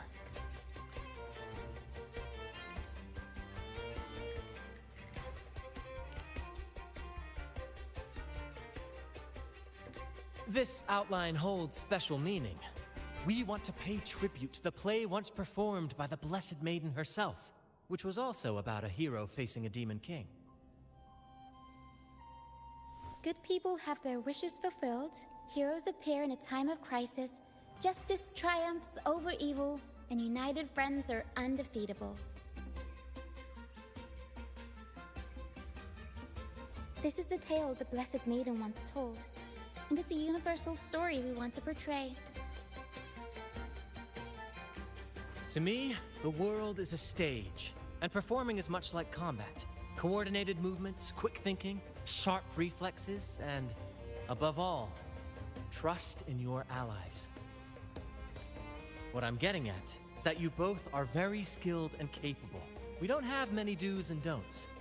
So relax and express yourselves freely on stage. This rehearsal is to help you get familiar with basic stage movements, techniques, and the troupe style, and to build good rapport. Exactly. I'll handle the stage lighting, Brant will narrate, and the rest will take on the role of the audience. If you're ready, let's begin. Everyone, a big round of applause to welcome the Rover and Miss Carlotta on stage!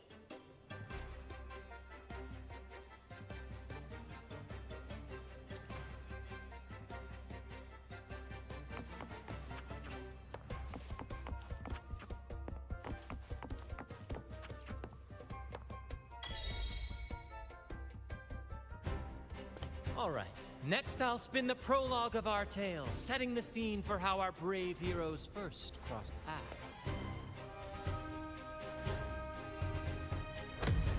Once upon a time, a hero roamed the world. Undaunted by the lack of a divine vessel, she embarked on a perilous journey across tempestuous seas. Alone in the dark, a young girl of untethered spirit soared against towering barriers with wings of defiance. The winds of fate brought them together.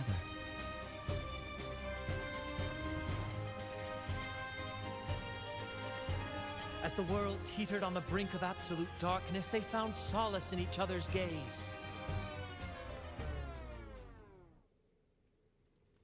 Together they became unshakable allies, standing strong against the tides of fate.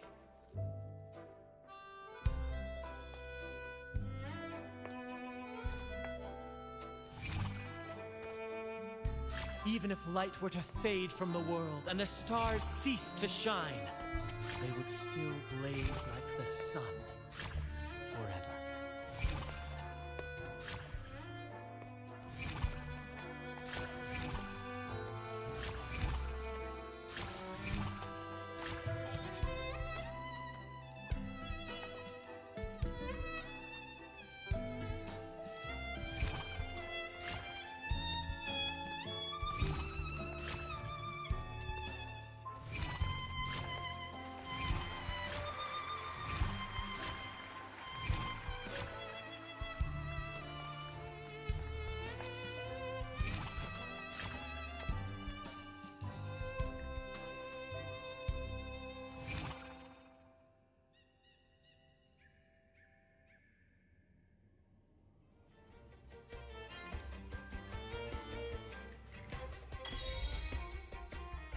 ZZZZ. Bravo!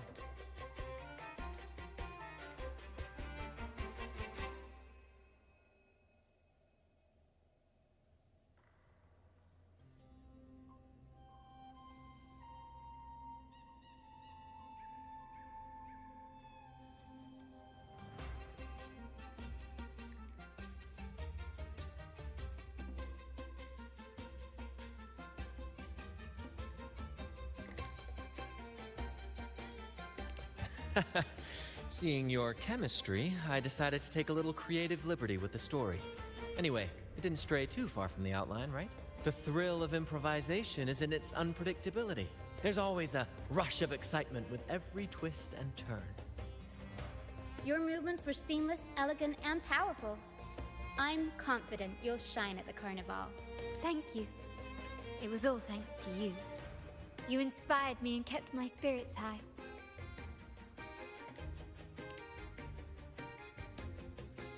You'll master it in no time, I'm sure. All right, that's enough for today. Let's save the grand reveal for the Carnival. Oh, and speaking of which, there's still something we need to prepare for you, isn't there? You mean the essential item for the Carnival performance? Don't worry. I've taken care of everything. Oh, so it's handled then. I can't wait to see it.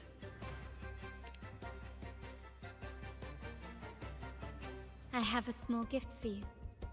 Let's head back to Raguna together, shall we?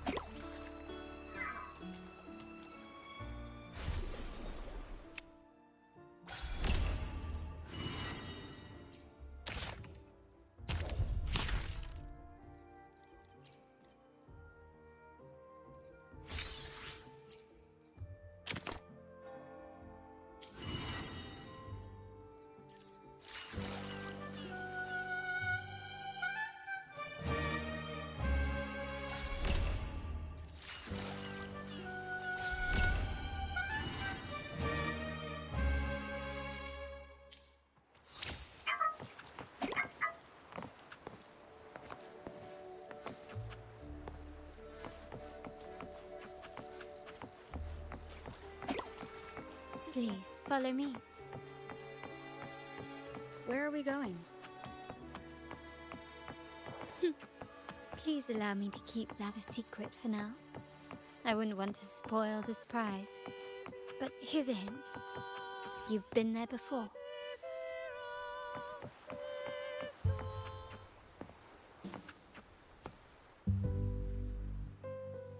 Oh, dear Lady Carlotta, thank the Sentinel you are finally back. I was just about to close up shop to prepare for tomorrow's carnival. You have completed my request, haven't you? Of course, Lady Carlotta. You should have more faith in my skills. Here you are.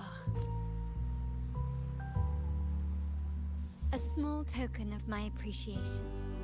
Abby, I have something for you as well. Wow, really? I get a gift too? You're so nice. Ah, so that's why Lady Carlotta was so insistent on using only the finest materials and meticulous craftsmanship for this piece. I'm hungry. For a moment, I feared she lost faith in my skills and was plotting to hand over the shop to someone else. Now I see why this little creation was so important to you, Lady Carlotta. Nyala, you do have a flair for dramatics. Anyway, why don't you unwrap it? It's delicious Shinro_show_. This is... I took the liberty of having Nyala custom make this mask based on my impression of you. I hope it suits your taste.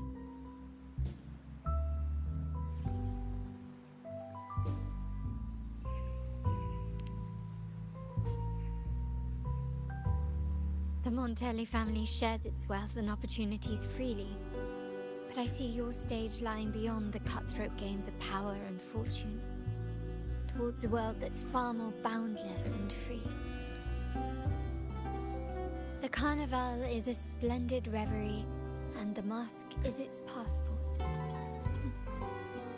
May it help you navigate the Carnival with ease, and let you enjoy it to your heart's content. We will, for sure. May I take a bit more of your time? Walk with me through Raguna tonight. I have some additional information to share with you.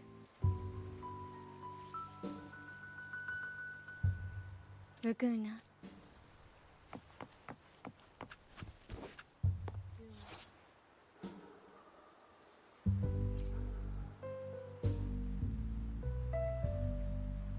The sapphire that crowns Solaris. The waters of Raguna serve as a mirror, reflecting the countless faces of this city, much like our own reflections. The people of Raguna possess a temperament akin to the tides. There was a time when the currents swept us into the jaws of uncharted waters, where relentless storms and voracious waves awaited. But after weathering such trials, they revealed to us a hidden gem. The shores themselves. My family has always been drawn to the thrill of a new voyage. One stormy night, fate decided to play a hand. What we discovered there on that island, the technology and novel ideas, was nothing short of a blessing in disguise.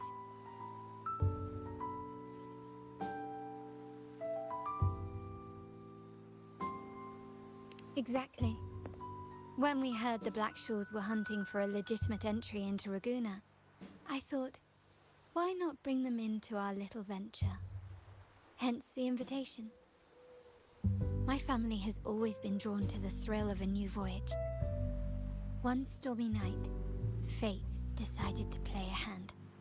What we discovered there on that island, the technology and novel ideas, was nothing short of a blessing in disguise. There exists only one relatively safe route from the Blackshores to Raguna, path known solely to the Montelli family. As long as you stayed on this course, you were bound to encounter the truth. My family has always been drawn to the thrill of a new voyage. One stormy night, fate decided to play a hand. What we discovered there on that island, the technology and novel ideas, was nothing short of a blessing in disguise. Our intentions might not be as grandiose or ominous as you think. We seek liberation, and to achieve it, we're pursuing the truth behind Renacita's origins. Legend has it that when people first arrived on this island, Genesis Nexus was already here, welcoming them. The prevailing belief is that the Sentinel gifted us this technology, and despite nobody ever seeing the Sentinel in person, we talk with them through supposed telepathy. Notice anything strange about that story? Terminals conjure up echoes, and the Genesis Nexus allows the Ragganese access to common echoes. If the Genesis Nexus was present when the first settlers arrived, who built it? And really, if no one's ever laid eyes on the Sentinel, how can we be so sure that statue really represents them? It seems to me the Order might have spun us a tale, hiding the true origins behind their grand myths. No, we have no ambitions to rule or to renounce our faith. And really, this city should not be ruled by any one entity. The hour grows late. I have arranged accommodations for you at Palazzo Grotta in the south. Let us walk there together, and I can share a story along the way. Think of it as a bedtime tale. I learned it from the troupe. It's about Fleur-de-Lys, the Blessed Maiden.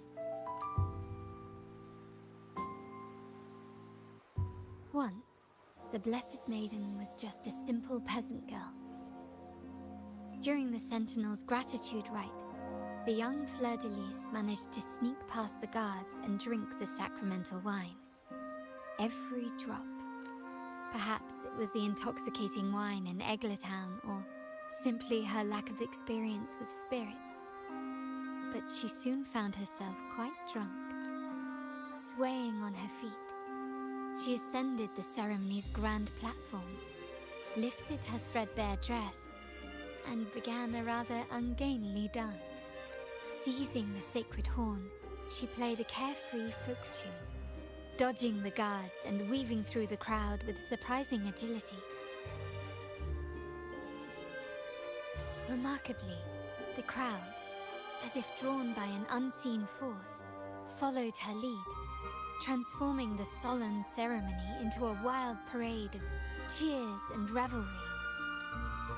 Naturally, the Order was less than pleased. The pilgrim sale did not yet exist, so Fleur-de-Lys faced 3 days of confinement. During that time, she used her prison walls as a canvas. That unforgettable day of disordered revelry left a lasting mark on all who witnessed it. Is it not remarkable? A rebellious girl, chosen by the Sentinel to become the Blessed Maiden. If the Sentinel indeed permitted such a girl to serve as their spokesperson, it suggests that all this joyous revelry is not something they disdain. Perhaps they too enjoy poetry, painting, tears, laughter, romantic tales of nights, and dancing amidst crowds, much like ourselves.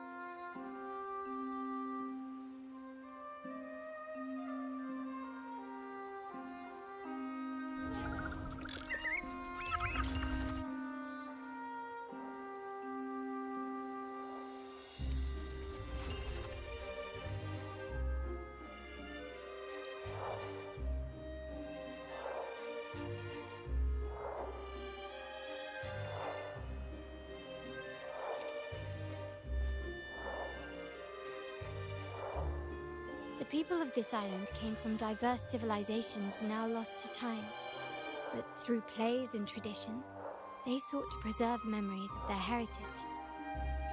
In the past, While the clash of cultures led to conflict, the Raganazi united through faith, restoring balance even if precarious. To maintain this unity, we've always needed both a sentinel and a play based on a shared legend that gives us roles. Yet this play has endured for so long that we've become defined by our roles. Noble, commoner, believer, merchant. What was meant to unite us now stifles us.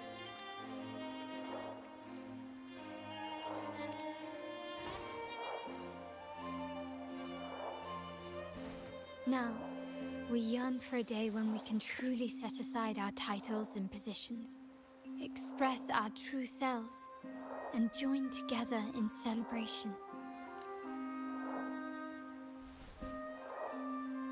Yes, born from hope and idealism, it reminds the Raganazi of our initial vision of equality and freedom. It also affirms our true worth. While the Order's true intentions remain unclear, we are certain their influence has already eroded the very foundations of our society. People revere the divine figure the Order has constructed, yet they also live in fear of punishment. Legends become accomplices in fostering ignorance, and faith becomes the loyal executioner of cruel punishment. An invisible cage has trapped us all. Speaking freedom within a cage is absurd. Fear and ignorance are our foremost enemies.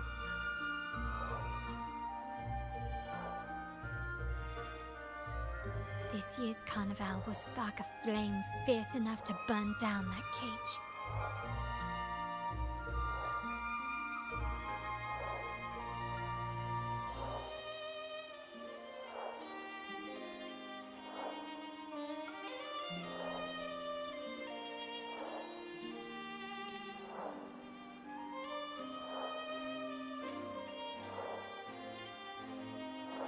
Rest well, and tomorrow we shall take the stage together at the Carnival.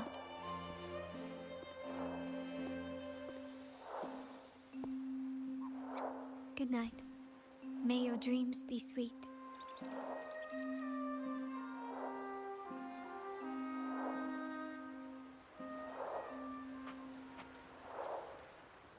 Rest well, and tomorrow we shall take the stage together at the Carnival. Good night. May your dreams be sweet.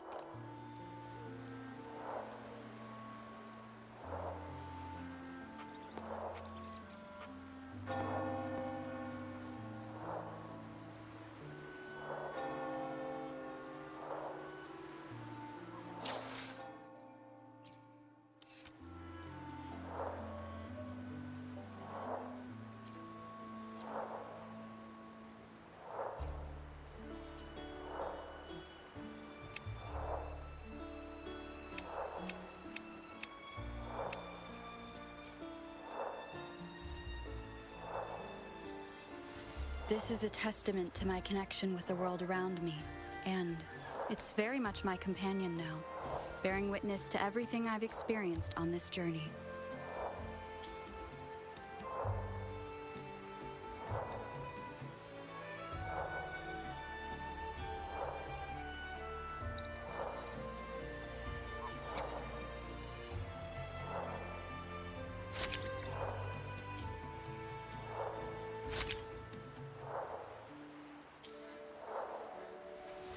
This is a testament to my connection with the world around me, and it's very much my companion now, bearing witness to everything I've experienced on this journey.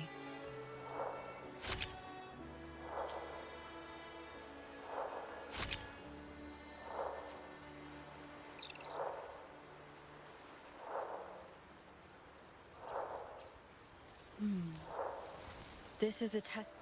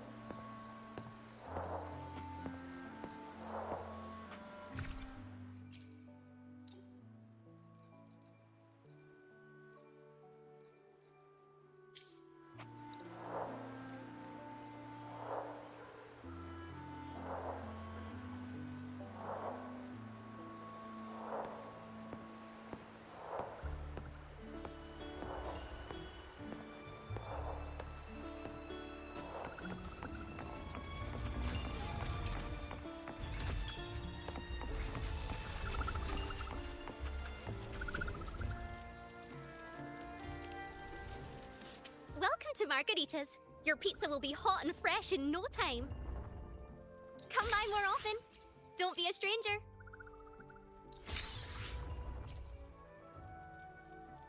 Come by more often. Don't be a stranger.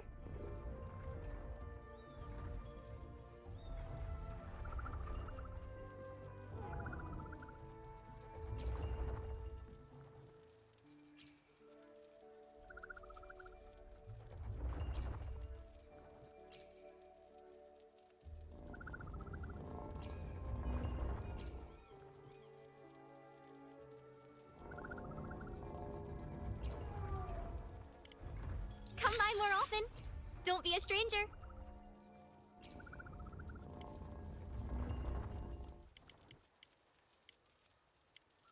Come by more often.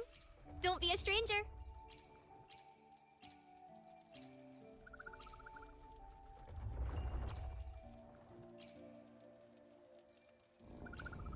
Come by more often. Don't be a stranger.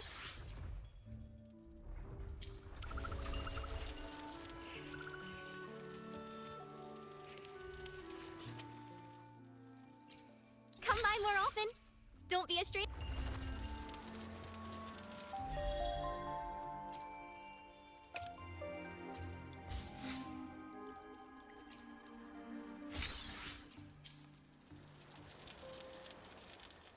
Let me be there for everyone. Anything I can help you with?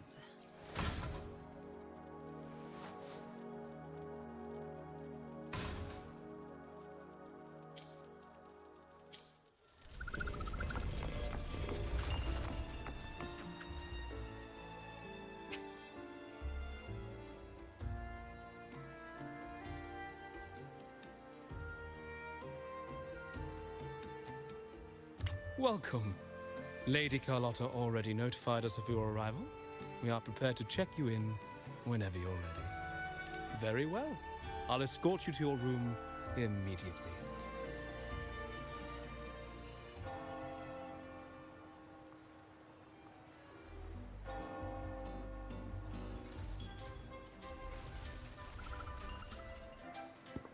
Wow!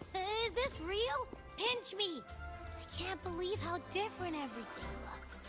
So this is the carnival, huh? Yeah!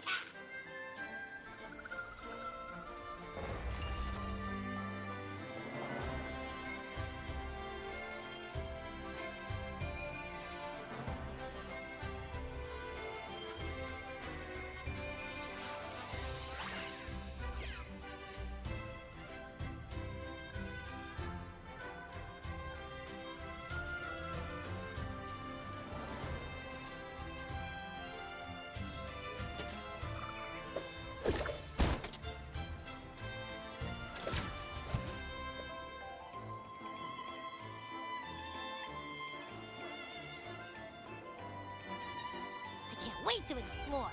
Oh, by the way, it's been a while since we last saw Zani and Phoebe. Wonder what they're up to right now. All right, let's go. We should also keep an eye out for anything unusual along the way. Miss Margarita, is the order ready yet? Yeah, I was about to say, I have been waiting quite a while.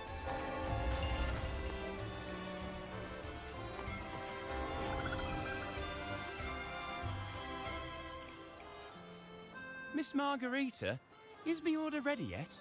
Yeah, I was about to say, I have been waiting quite a while. Sorry, we're swamped with orders. Becky and I are doing our best, but it's a bit chaotic. Becky seems to be having some issues too. No need to worry. Let me take a look. Ah, I see. Becky is just a bit overloaded with all the work. It might need a short break. Oh, good morning, my friend.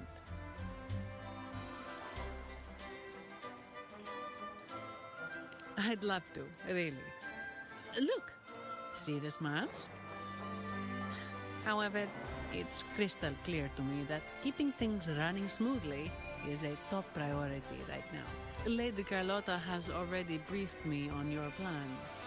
Along with the other family members, you can count on my full support.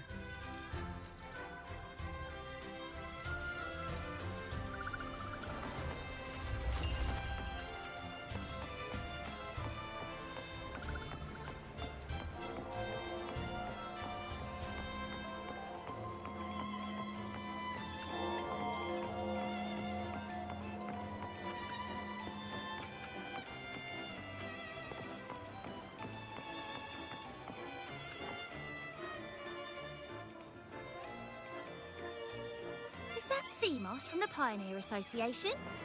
Something seems off. Why does he look sad? Seamoss has been so busy taking photos for everyone else that he hasn't had the chance to take any himself. Hmm? You want a picture with me? But... Oh, hello. Well, thank you. Yes, a photo would be wonderful.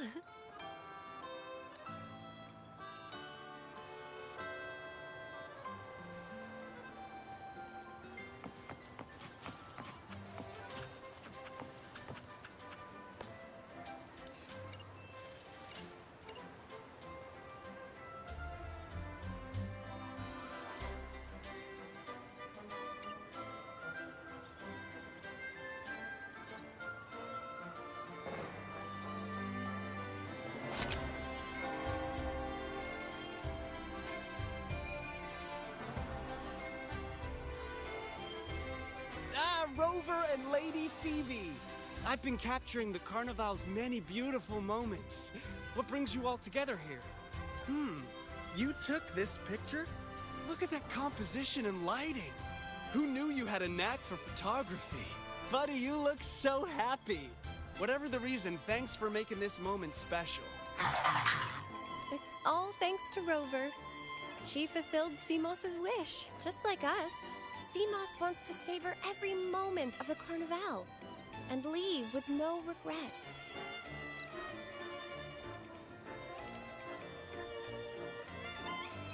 The Sentinel cherishes their people, and as followers, we find joy in witnessing everyone's happiness. But we have our duties, ensuring order during the Carnival.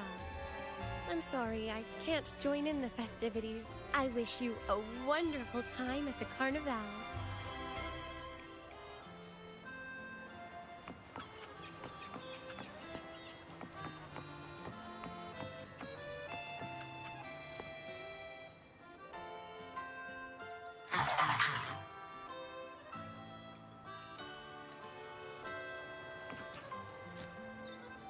I wish you a wonderful...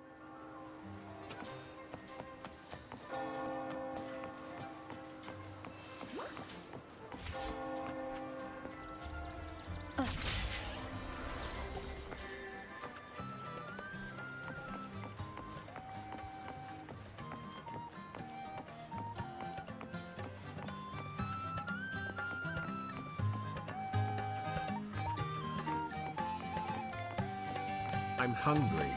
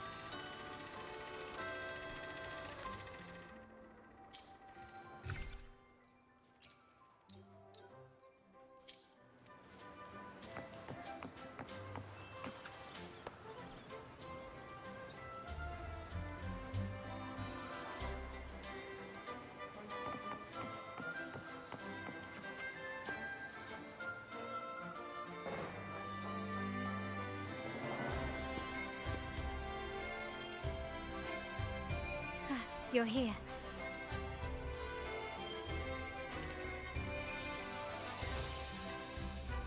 For the Raganazy, the Carnival has always been an occasion to revel with abandon. It's what they truly desire.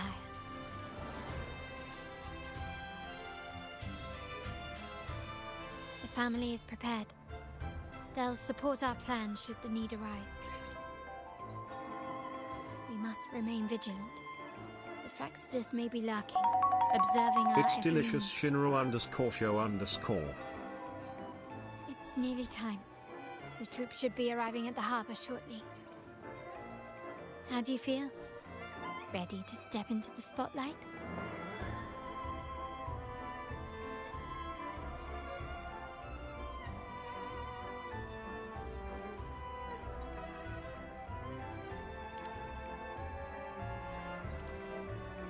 Excellent. We have the skills. Now it's all about improvisation.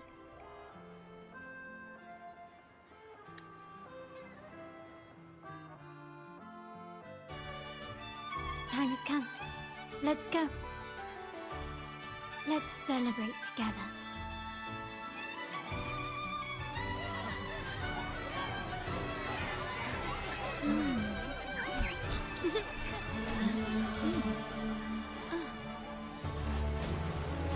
When freedom is unchecked, the insidious evil of division takes root. People of the Sentinel, do not lose yourselves in these fleeting pleasures. Remember what unites us all.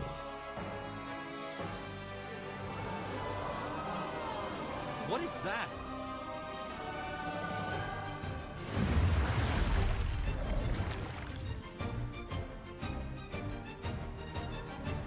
Friends! Why lead a life of restraints?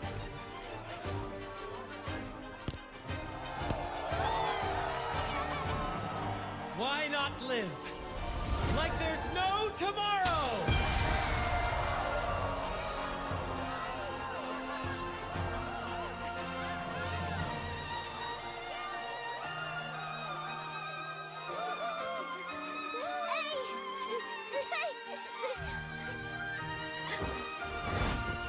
High walls fall fast.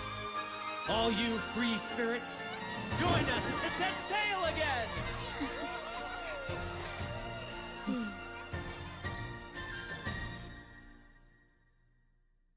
That woman, she's with the Fraxidus. I need to follow her and find out what she's planning.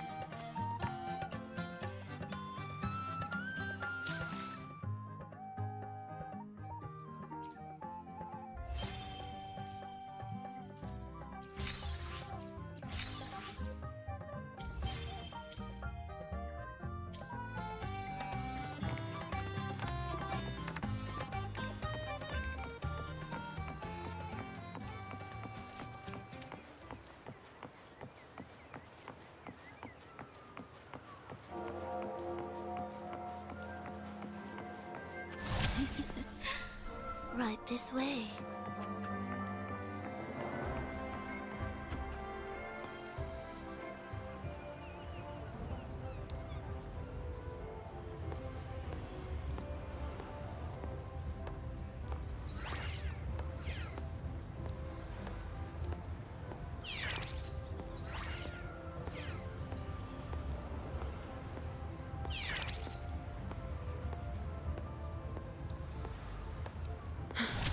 I've lost her again. Where is she trying to lead me?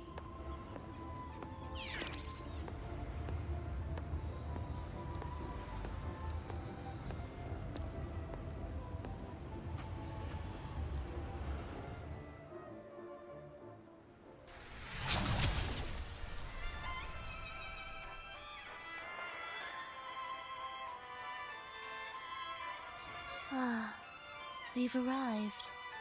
Such a small world, isn't it?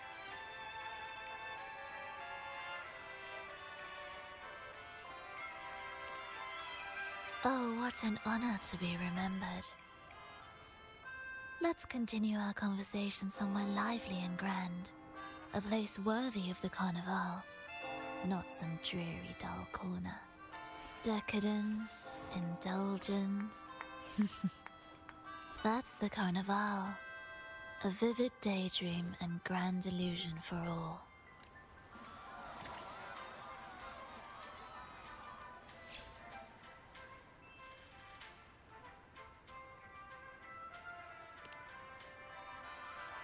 No need to worry. I won't disrupt their little daydream.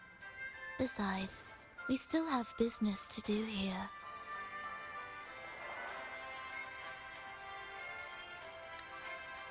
Now that you know what makes the Sentinel so unique, you should know we seek the same thing. That extraordinary resonator. How about I share a little story with you? A gesture of goodwill for our cooperation.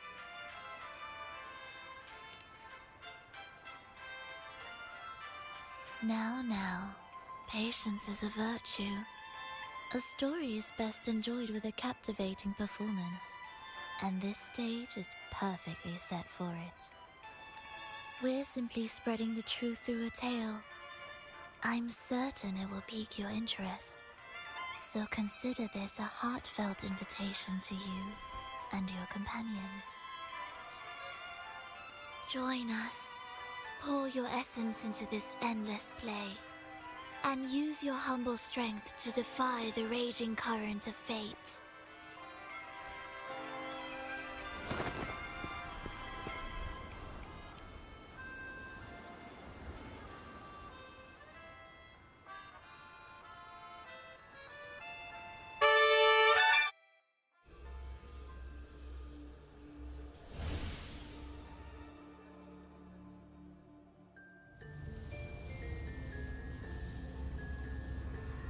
The stage is set, and the curtain rises. Actors, the moment to dazzle has arrived.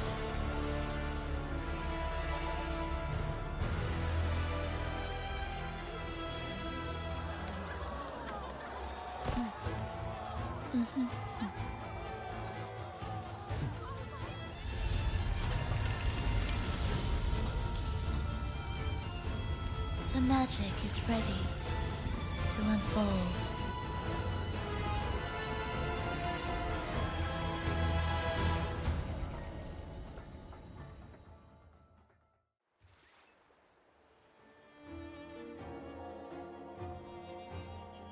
As anticipated, the Praxidus is on the move.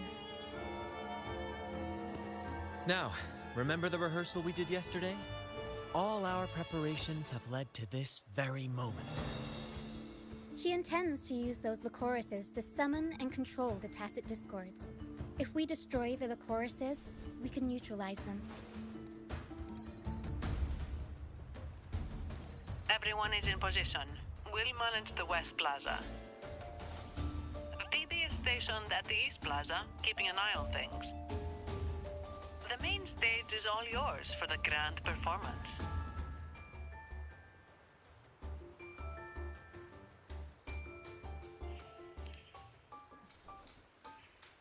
I'll take care of the lighting and create the mood to make the performance stand out. Leave that to me. Ready? The spotlight will be on you two.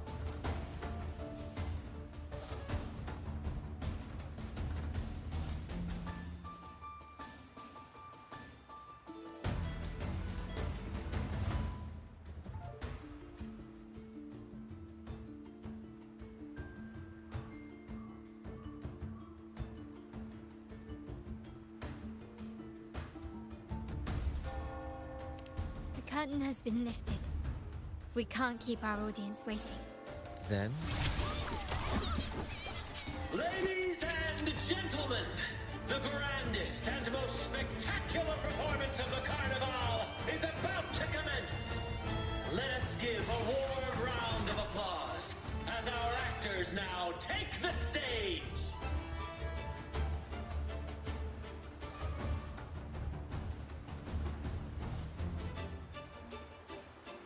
An unending darkness cloaks the kingdom. monstrous beasts ravage the land. The Holy Maiden has been captured by the Demon King, and chaos descends. But lo, two valiant heroes step forth, accepting the minister's quest, vowing to vanquish the beast.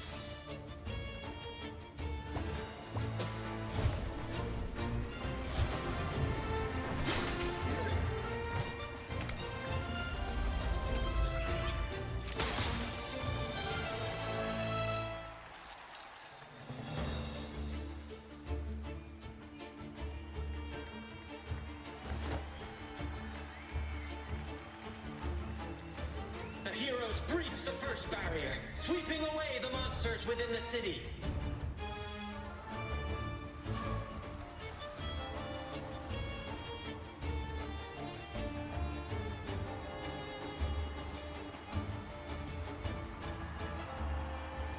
Now, they advance toward the Demon King's castle, where peril awaits at every corner. What trials lie ahead?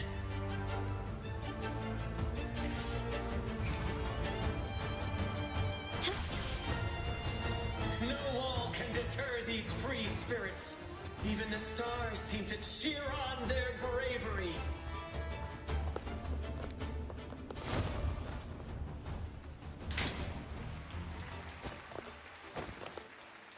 Exercise caution.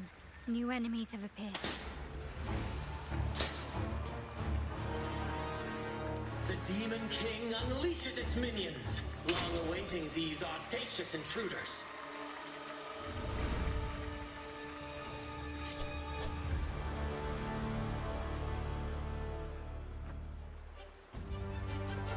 Brilliance lights the way!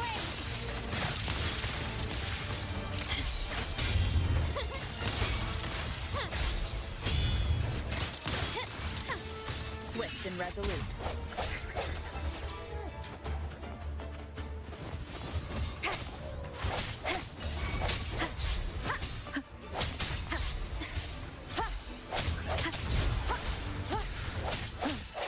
No hesitation. My compliments. Don't confront them head on.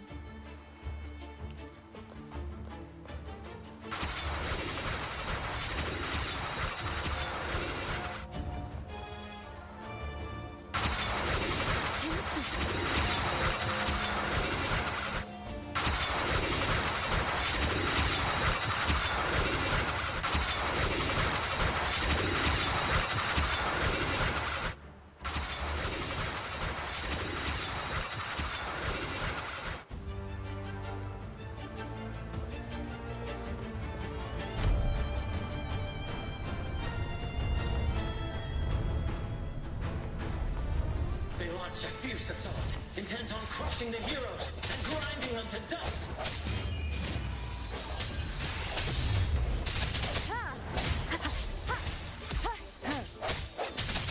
Strike from the shadows.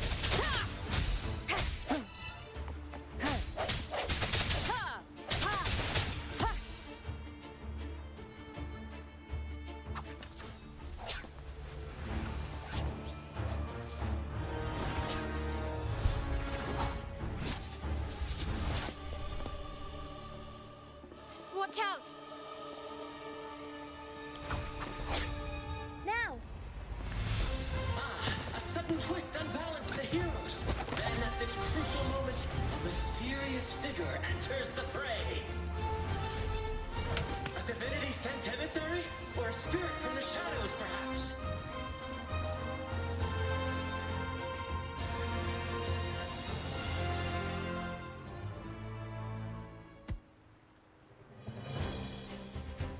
She seems moved by their passion and righteousness. See her join the heroes' ranks.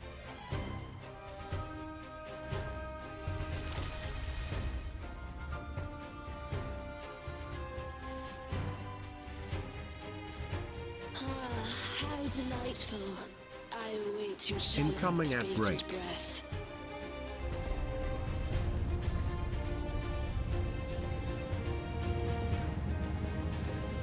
It seems the Demon King anticipated the hero's arrival and has gladly extended an invitation.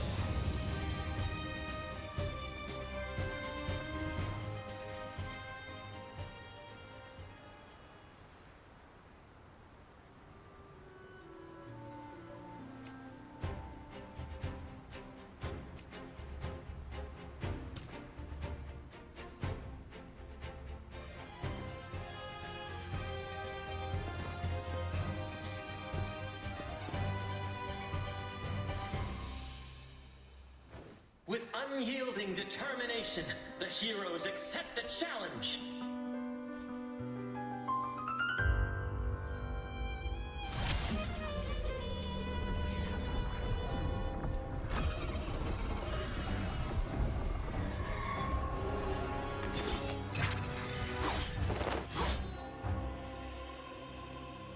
The Demon King reveals itself at last, exposing its hideous visage and sharp fangs.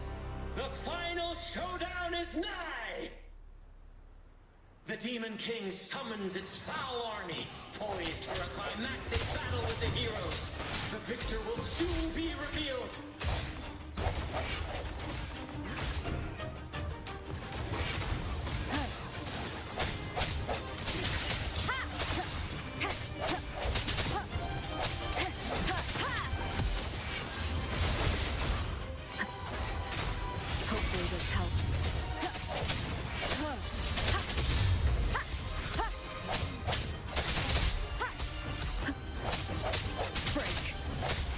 My compliments.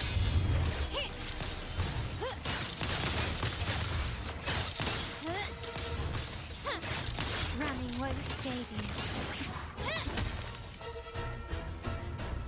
Amidst the clashing swords and the cries of the minions, the heroes face the Demon King. Victory belongs to the righteous and the brave!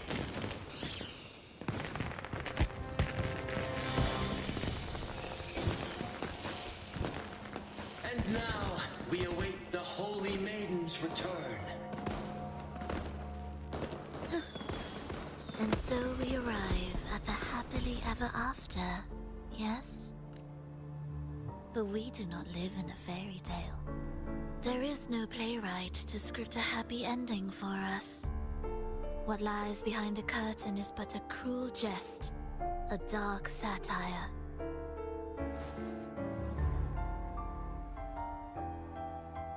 Let me reveal the truth behind that idyllic ending.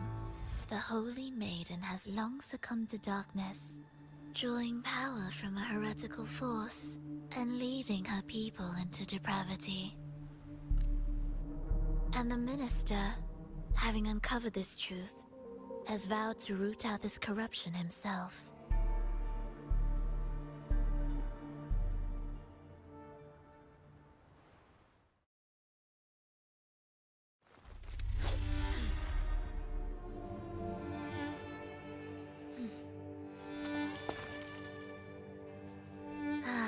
Come now, let us embrace the grand climax of this revelry.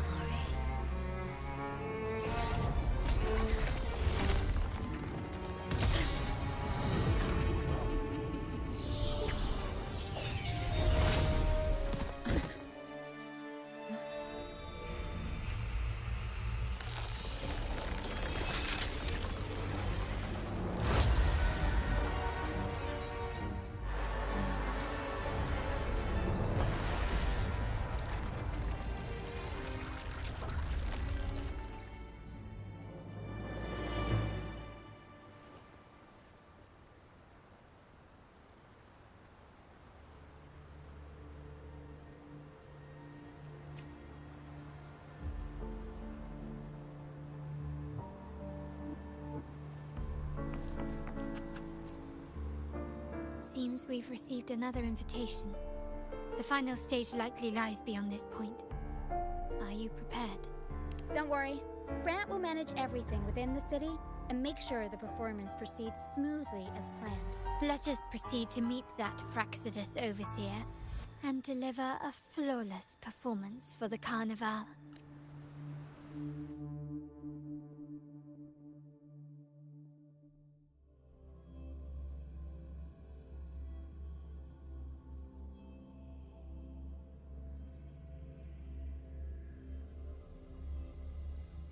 Did you know you can pet me?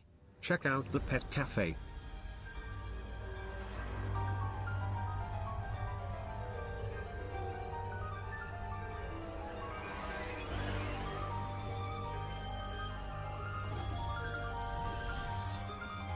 The wildcat has sounded thrice, and the hedgehog four.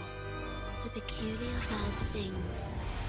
The moment is upon us. O benevolent sorceress of realms unknown, I summon you. Grant us the just prophecy, and may fate favor us all.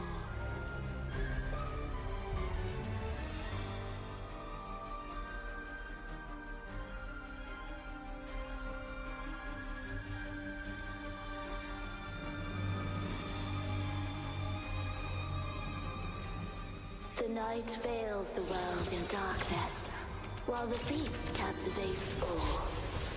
Yet you remain clear-eyed amidst this revelry. The honeyed wine has clouded their senses and quenched their flames of avarice. Yet it has stoked your bravery and kindled the fire within your heart. I shall unveil the first prophecy and shatter these burdensome stones. Abandon the trifles of sentiment, and you shall ascend the throne. To achieve this, a sacrifice of fresh blood is demanded, a purge of the Holy Maiden and all heretics. My king, what halts your advance? You have already tainted your feet in the river of blood. There is no retreat. The path born of injustice must be fortified with further transgressions. The soul must be steeled in bitterness. Thus, I unveil my second prophecy to dispel all illusions. No mortal shall inflict upon you even the slightest harm. And assuredly, you shall find favor with your people.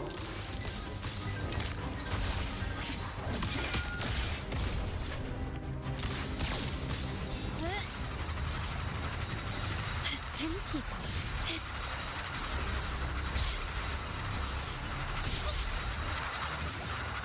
Time to part ways. Is that it? Brilliance lights the way! Victory favors me!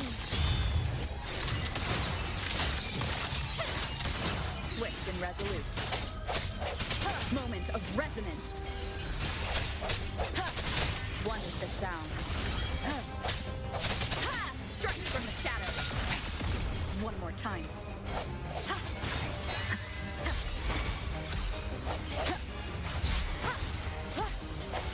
My compliments.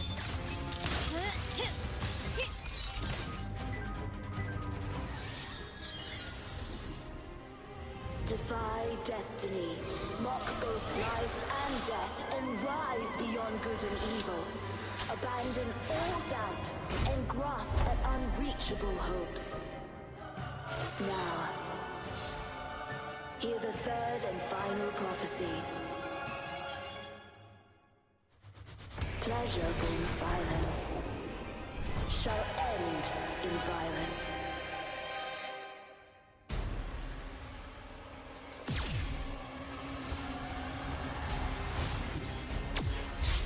Not even close.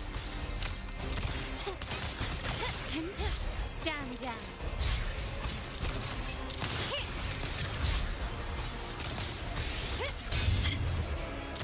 You will yield.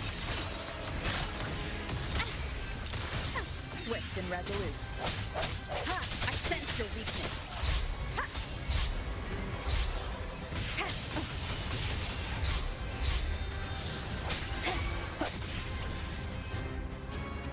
My compliments.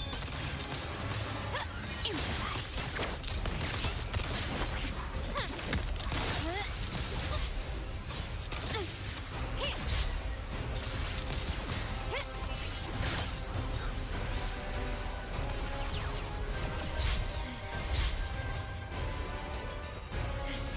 An absurd, impudent display.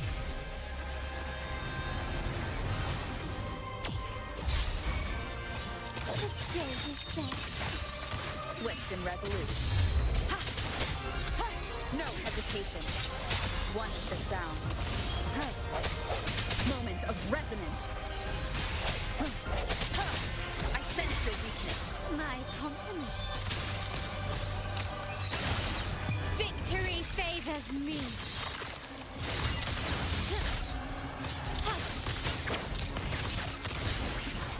Can you keep up?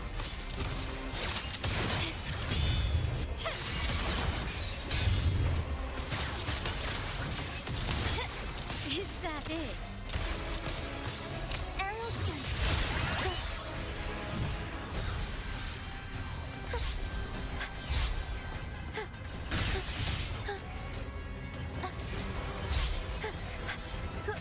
Up we go! Arrow! Unexpected plot twist. Every story needs drama. Improv performance! My compliments.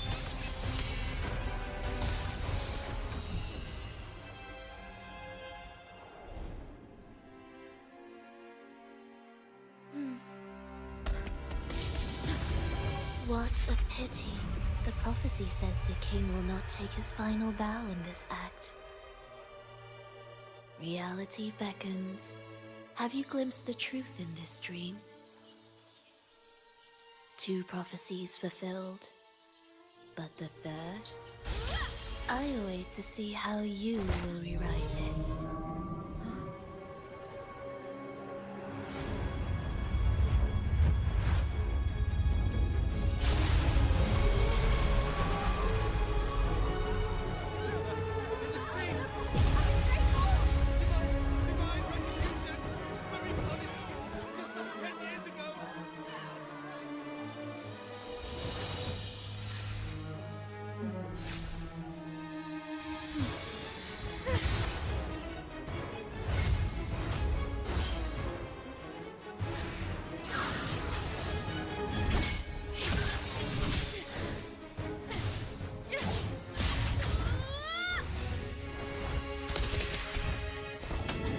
Defeat her, we can set the Cetus free! We'll give this performance the perfect finale!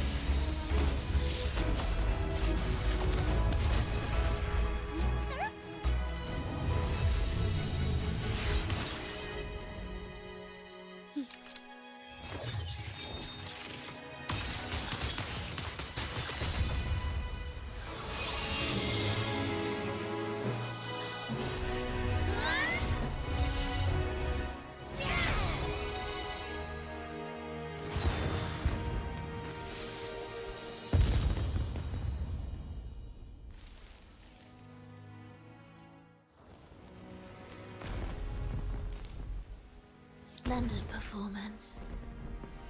It's almost time for the final bow, but the symphony between us has only just begun its overture.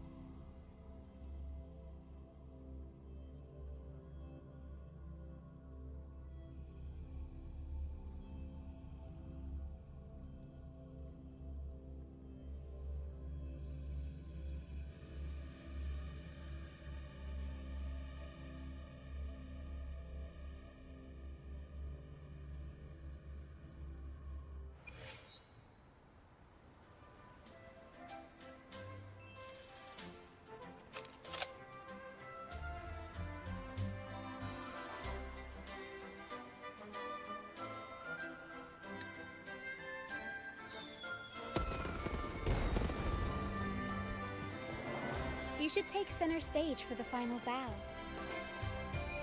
Hear that? The thunderous roar of applause. Ah, it has been far too long. This is the true essence of the Carnival. At last, the crisis has been resolved.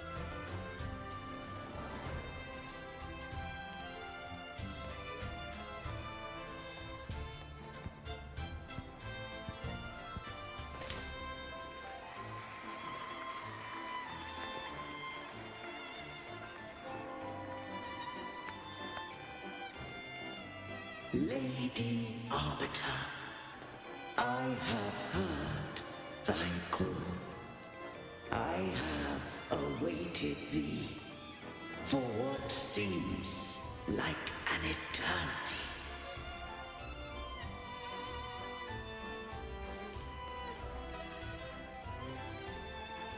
Lady Arbiter, I am ensnared. Beyond the clouds and among the stars, thou shalt find an inverted tower suspended in the sky.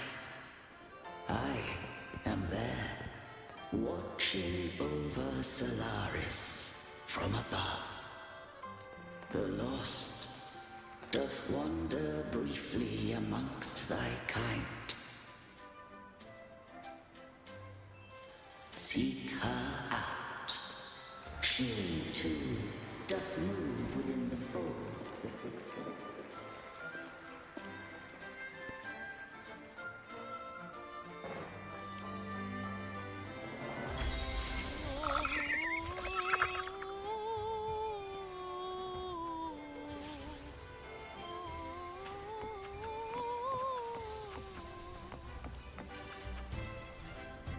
You should take center stage for the final bow. Hear that? The thunderous roar of applause. Ah, it has been far too long. This is the true essence of the Carnival. At last, the crisis has been resolved.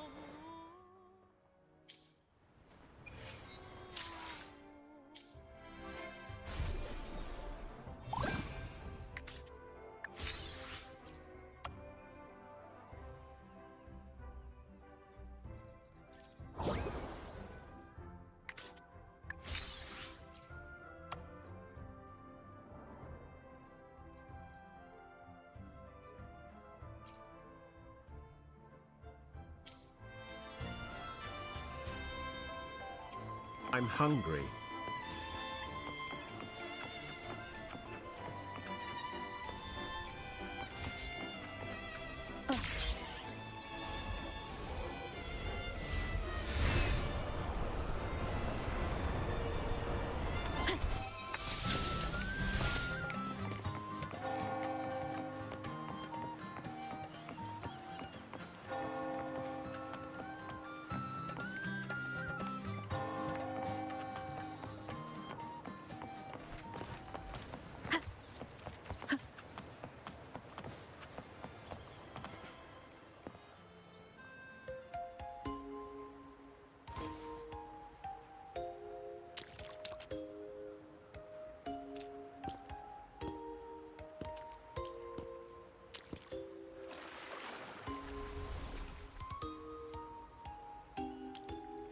The next move is...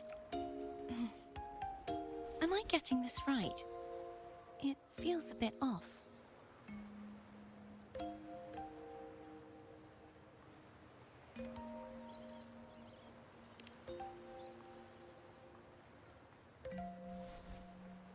You are... No, never mind. Anyway, your performance was splendid.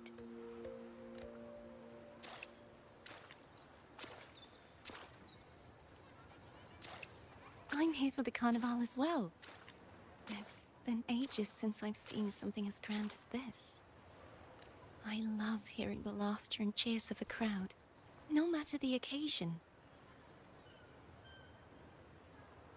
Kind stranger, could you show me those final steps from your curtain call?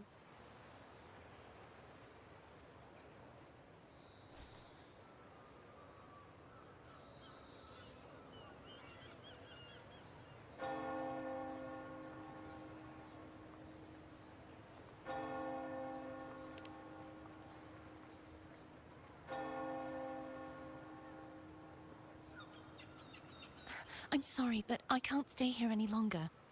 I must return.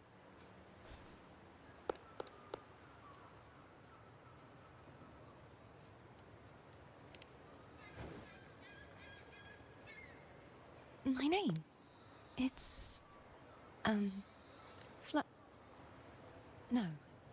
I'm... Cartothea. Yes, that's right. Cartothea. Farewell, Laureate. I hope that someday I might stand on stage with your troupe. Are you all right? Some family members mentioned you were speaking to a wall. I'm worried you might still be under Frivola's spell.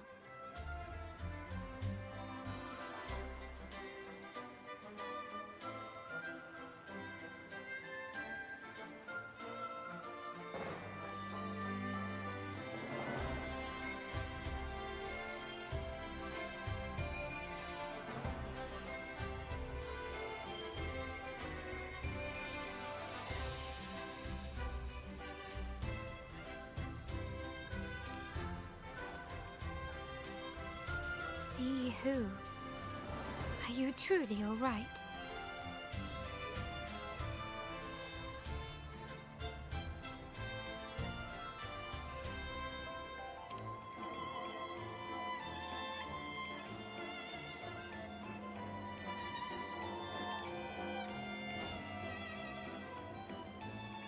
Cartothea. I'll make a note of it.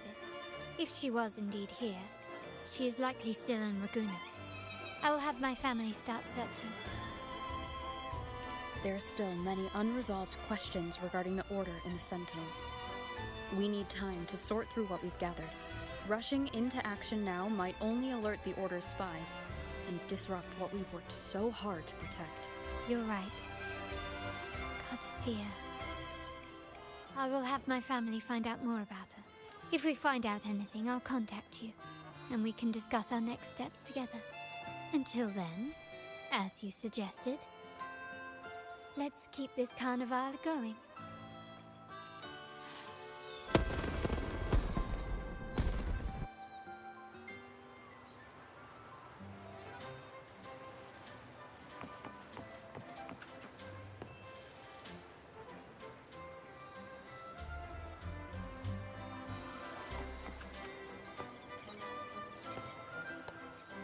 fear. If we find out anything, I'll contact you. Let's keep this.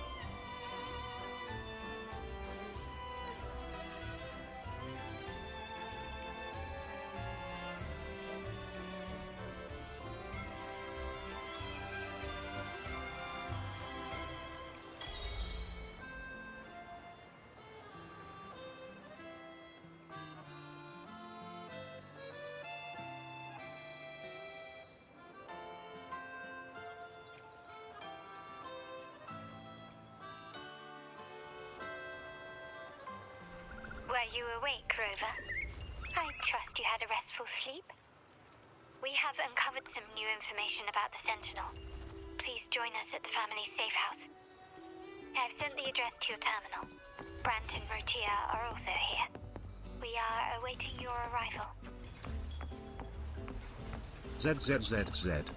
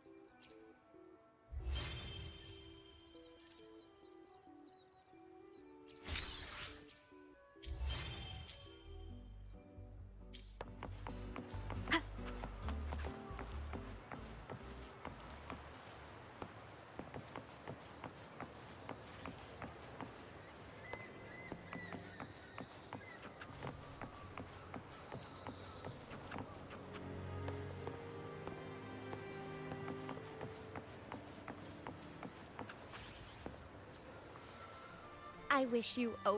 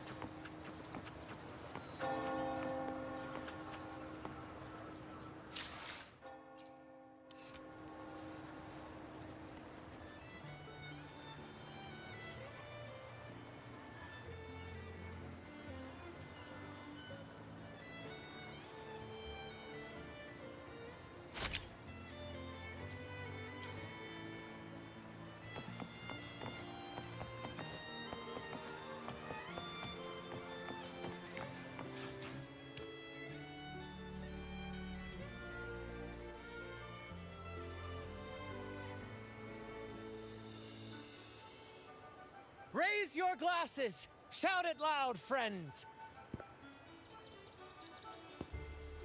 To us! To the Carnival! And to our very own laureate!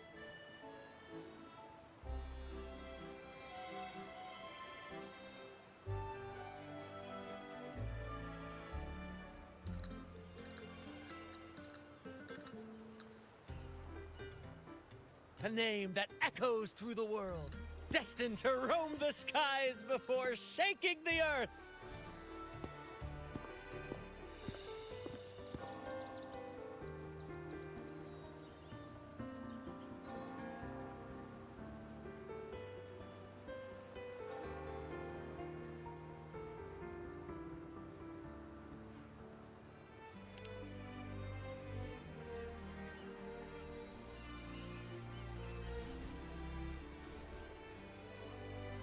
Don't be fooled by how he looks. Brant is already deep in his cups, drunk as a skunk.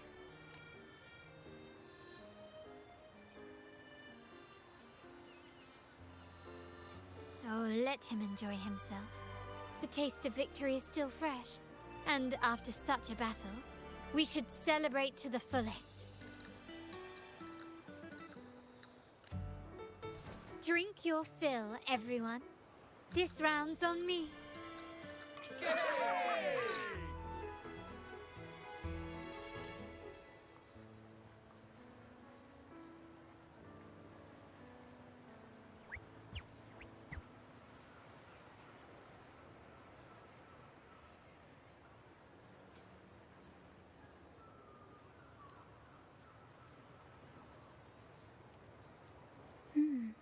I see someone's been eavesdropping.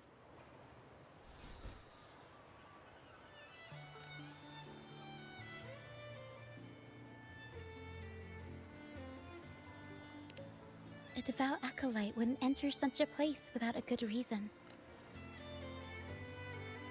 The Montelli family is known for its hospitality, but freeloaders will not find us so welcoming. Friends, let's keep the mood lively.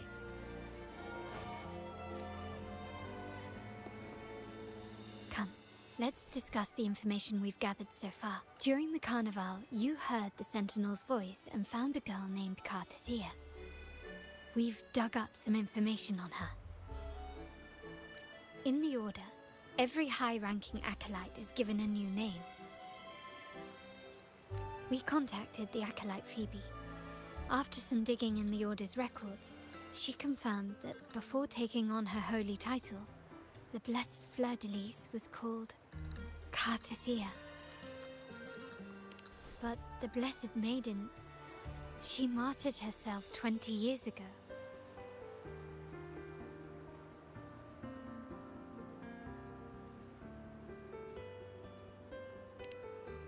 The family will uncover the truth. The only remaining clue is the inverted tower you mentioned hearing about from the Sentinel. But even that feels elusive. Judging by your expression, you must have discovered something new, right? Do you recall what we learned from the stained glass in the tower ruins?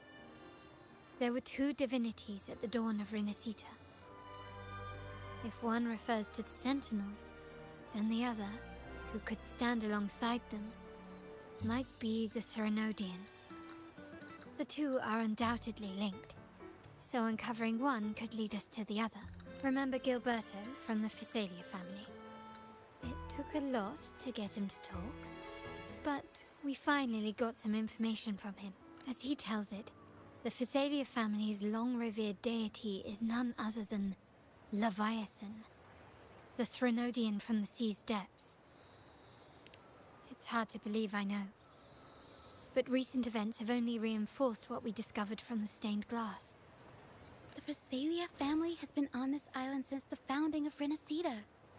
So their worship of the Threnodian may have persisted for centuries. We will attempt to establish contact with the Physalias to build an alliance and gather more intelligence. Rest assured, negotiation is what we do best. If necessary, we'll present them with an offer they can't refuse.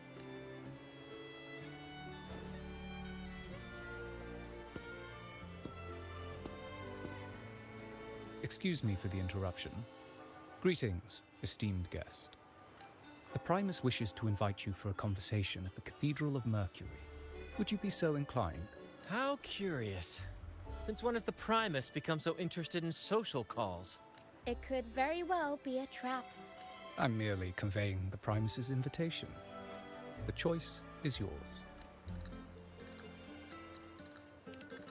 Remember, you're not alone.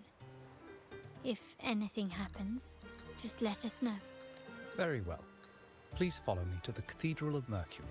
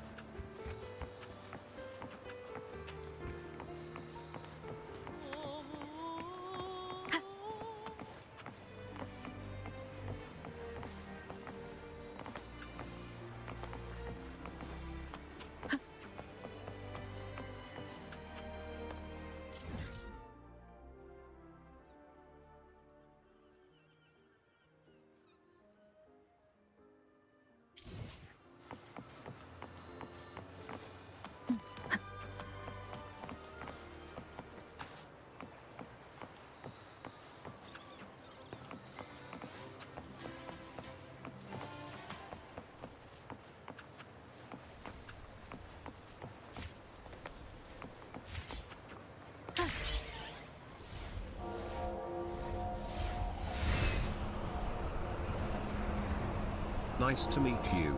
I'm Spyro.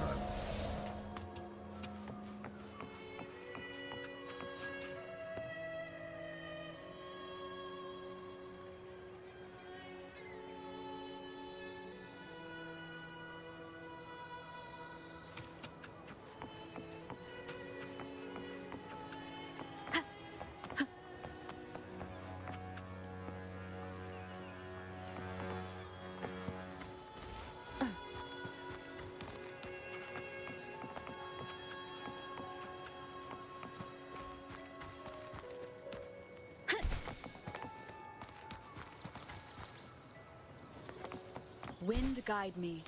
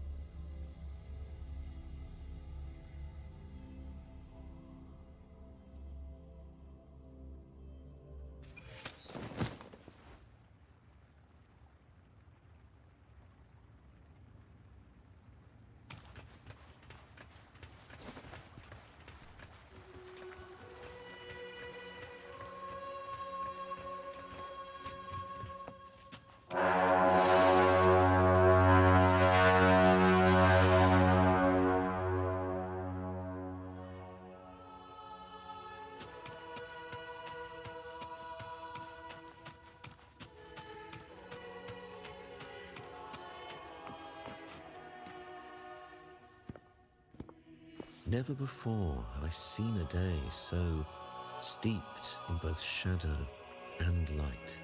The birds sing, the flowers bloom, yet this world knows neither true joy nor eternity. Come closer, righteous one.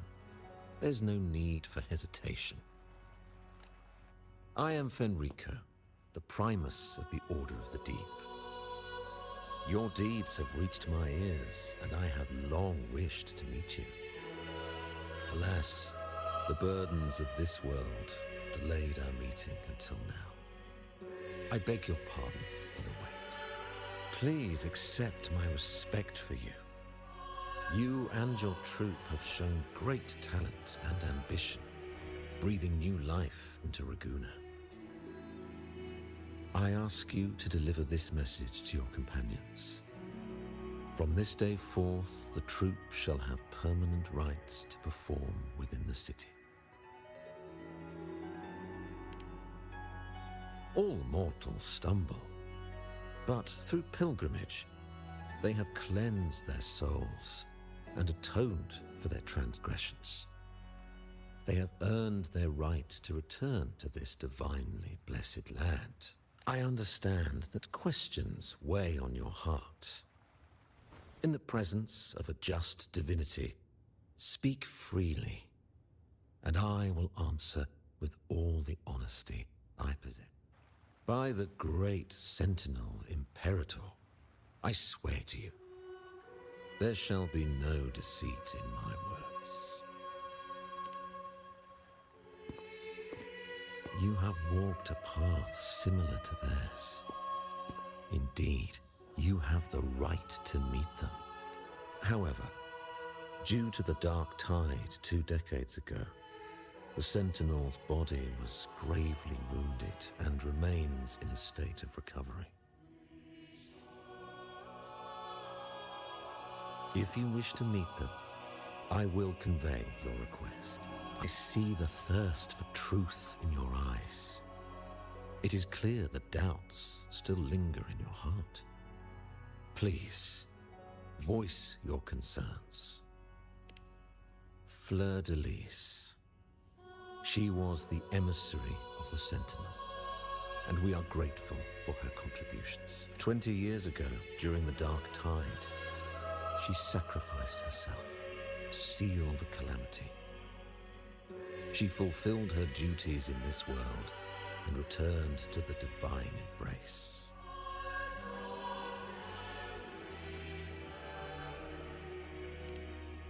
Do you know how the Dark Tide came into being? In Rinascita, wars were waged in the name of faith, tearing apart the Sentinel as our faith divided, weakening their divine power. The Dark Tide's true essence is the divine blood shed from the Sentinel's wounds. That tragic past left deep scars, and with their divine power drained, they could not prevent the Dark Tide's surge 20 years ago. The Blessed Maiden chose to martyr herself. She once again resonated with the Sentinel and, through her sacrifice, restored some of their divine power, bringing an end to the Dark Tide. Yet, the Sentinel remains in a state of healing and still requires a mortal representative. Following the Blessed Maiden's departure, I was granted new authority to cleanse the aftermath of the Dark Tide. I received the divinity's blessing and became the new Enlightened One. By their will, I fulfill the tasks left unfinished in this world.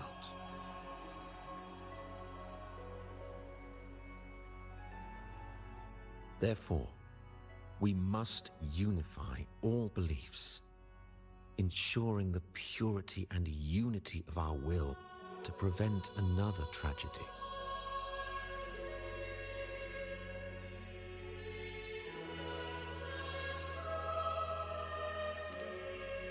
He said she once again resonated with the Sentinel. Was that really a second resonance awakening? Sentinel Jue had a trial with Jin Shi, but my permission was needed to transfer the Sentinel's power.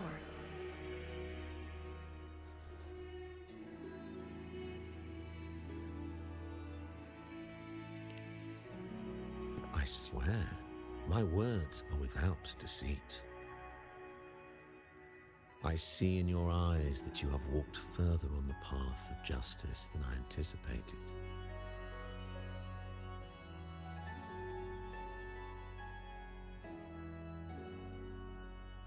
Oh, dear Sentinel, please forgive my transgressions. The Dark Tide brought us a blood-stained lesson. To keep our people from faltering, I bound myself to silence, locking away what I witnessed on that fateful day. Fleur de Lis, the unrighteous, deceived us all. She was not the Blessed Maiden chosen by the Sentinel. The true maiden has yet to reveal herself.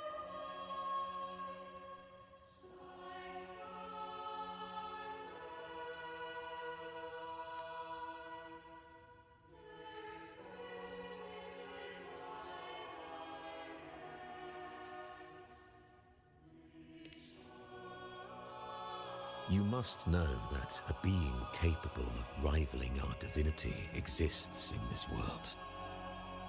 Humanity's eternal adversary, the evil of all civilizations, the Threnodian. As the Sentinel has their resonator, so does the Threnodian.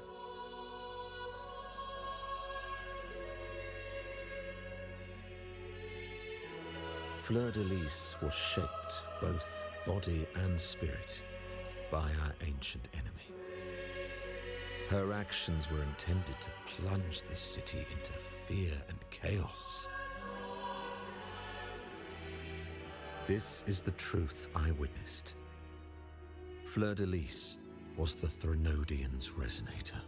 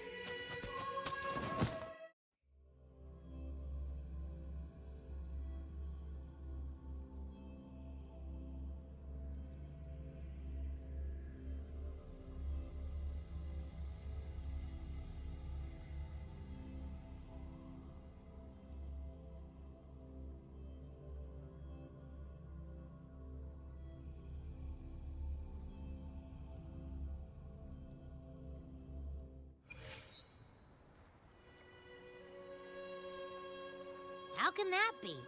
That blessed maiden. Could she really be the Threnodian's resonator? What if the Primus's words were a bunch of baloney? But we saw Cardathea following the Sentinel's instructions. They wouldn't mix up their own resonator, right? Now my head hurts. Who was she really with? The Sentinel or the Threnodian? Well, probably won't get any more answers from him. All the clues we've gathered so far point to the Threnodian, and the Phasalia family worships the Threnodian. We'll have to wait for Carlotta to arrange an audience with them. Something tells me this carnival is just the beginning. There's more ahead. I'm sure of it.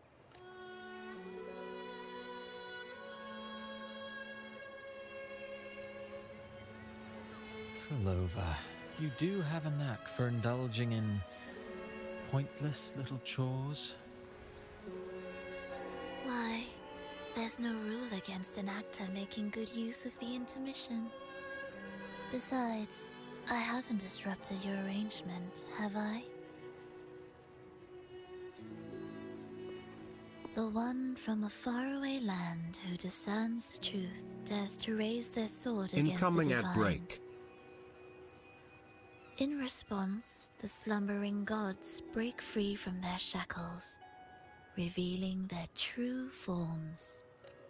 The possibility of the second resonance awakening is now a certainty, so we just need to see if that special resonator truly exists. Was the Blessed Maiden a resonator for the Sentinel or the Threnodian? Or both? If so, a resonator capable of wielding both powers. I am eager to see how this story ends. Cristoforo, if you don't want to spoil the next act, I might have to give your carefully crafted plot a little nudge. Speaking of which, that Rover shines brighter than anyone else in your play. Do you find her interesting as well? Frolova, it seems we walk different paths. I don't share your fondness for that sort of puppet theater.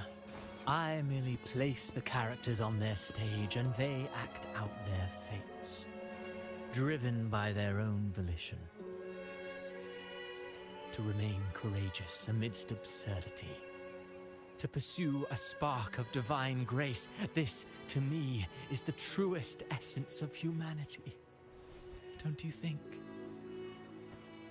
Even the most pristine cadence of death pales beside the untamed, fervent, and tenacious spirits of the living. In their journey, they resolutely overcome all obstacles. They pursue, they tear, they burn. simply because they desire to.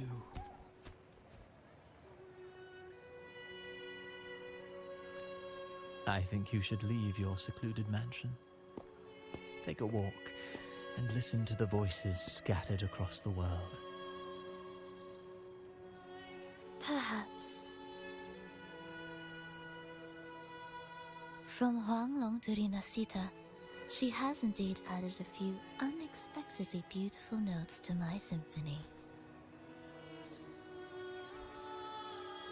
I am certain that, even without any direction, she will walk the path that destiny has laid before her. All things ascend toward a singular point of convergence, and what awaits at the end is immortality before the tides of fate. We are all but humble servants.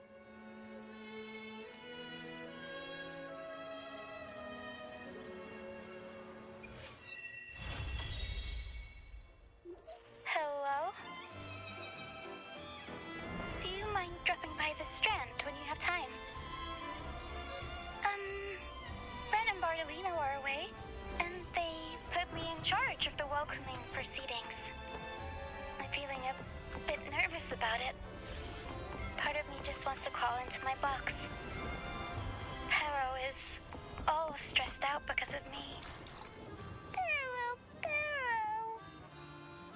I tend to fumble with words when talking to people. I'm worried I won't do a good job accommodating everyone. If the laureate herself were here, I wouldn't be so nervous. It would make things easier. So, as our new laureate, we need your help.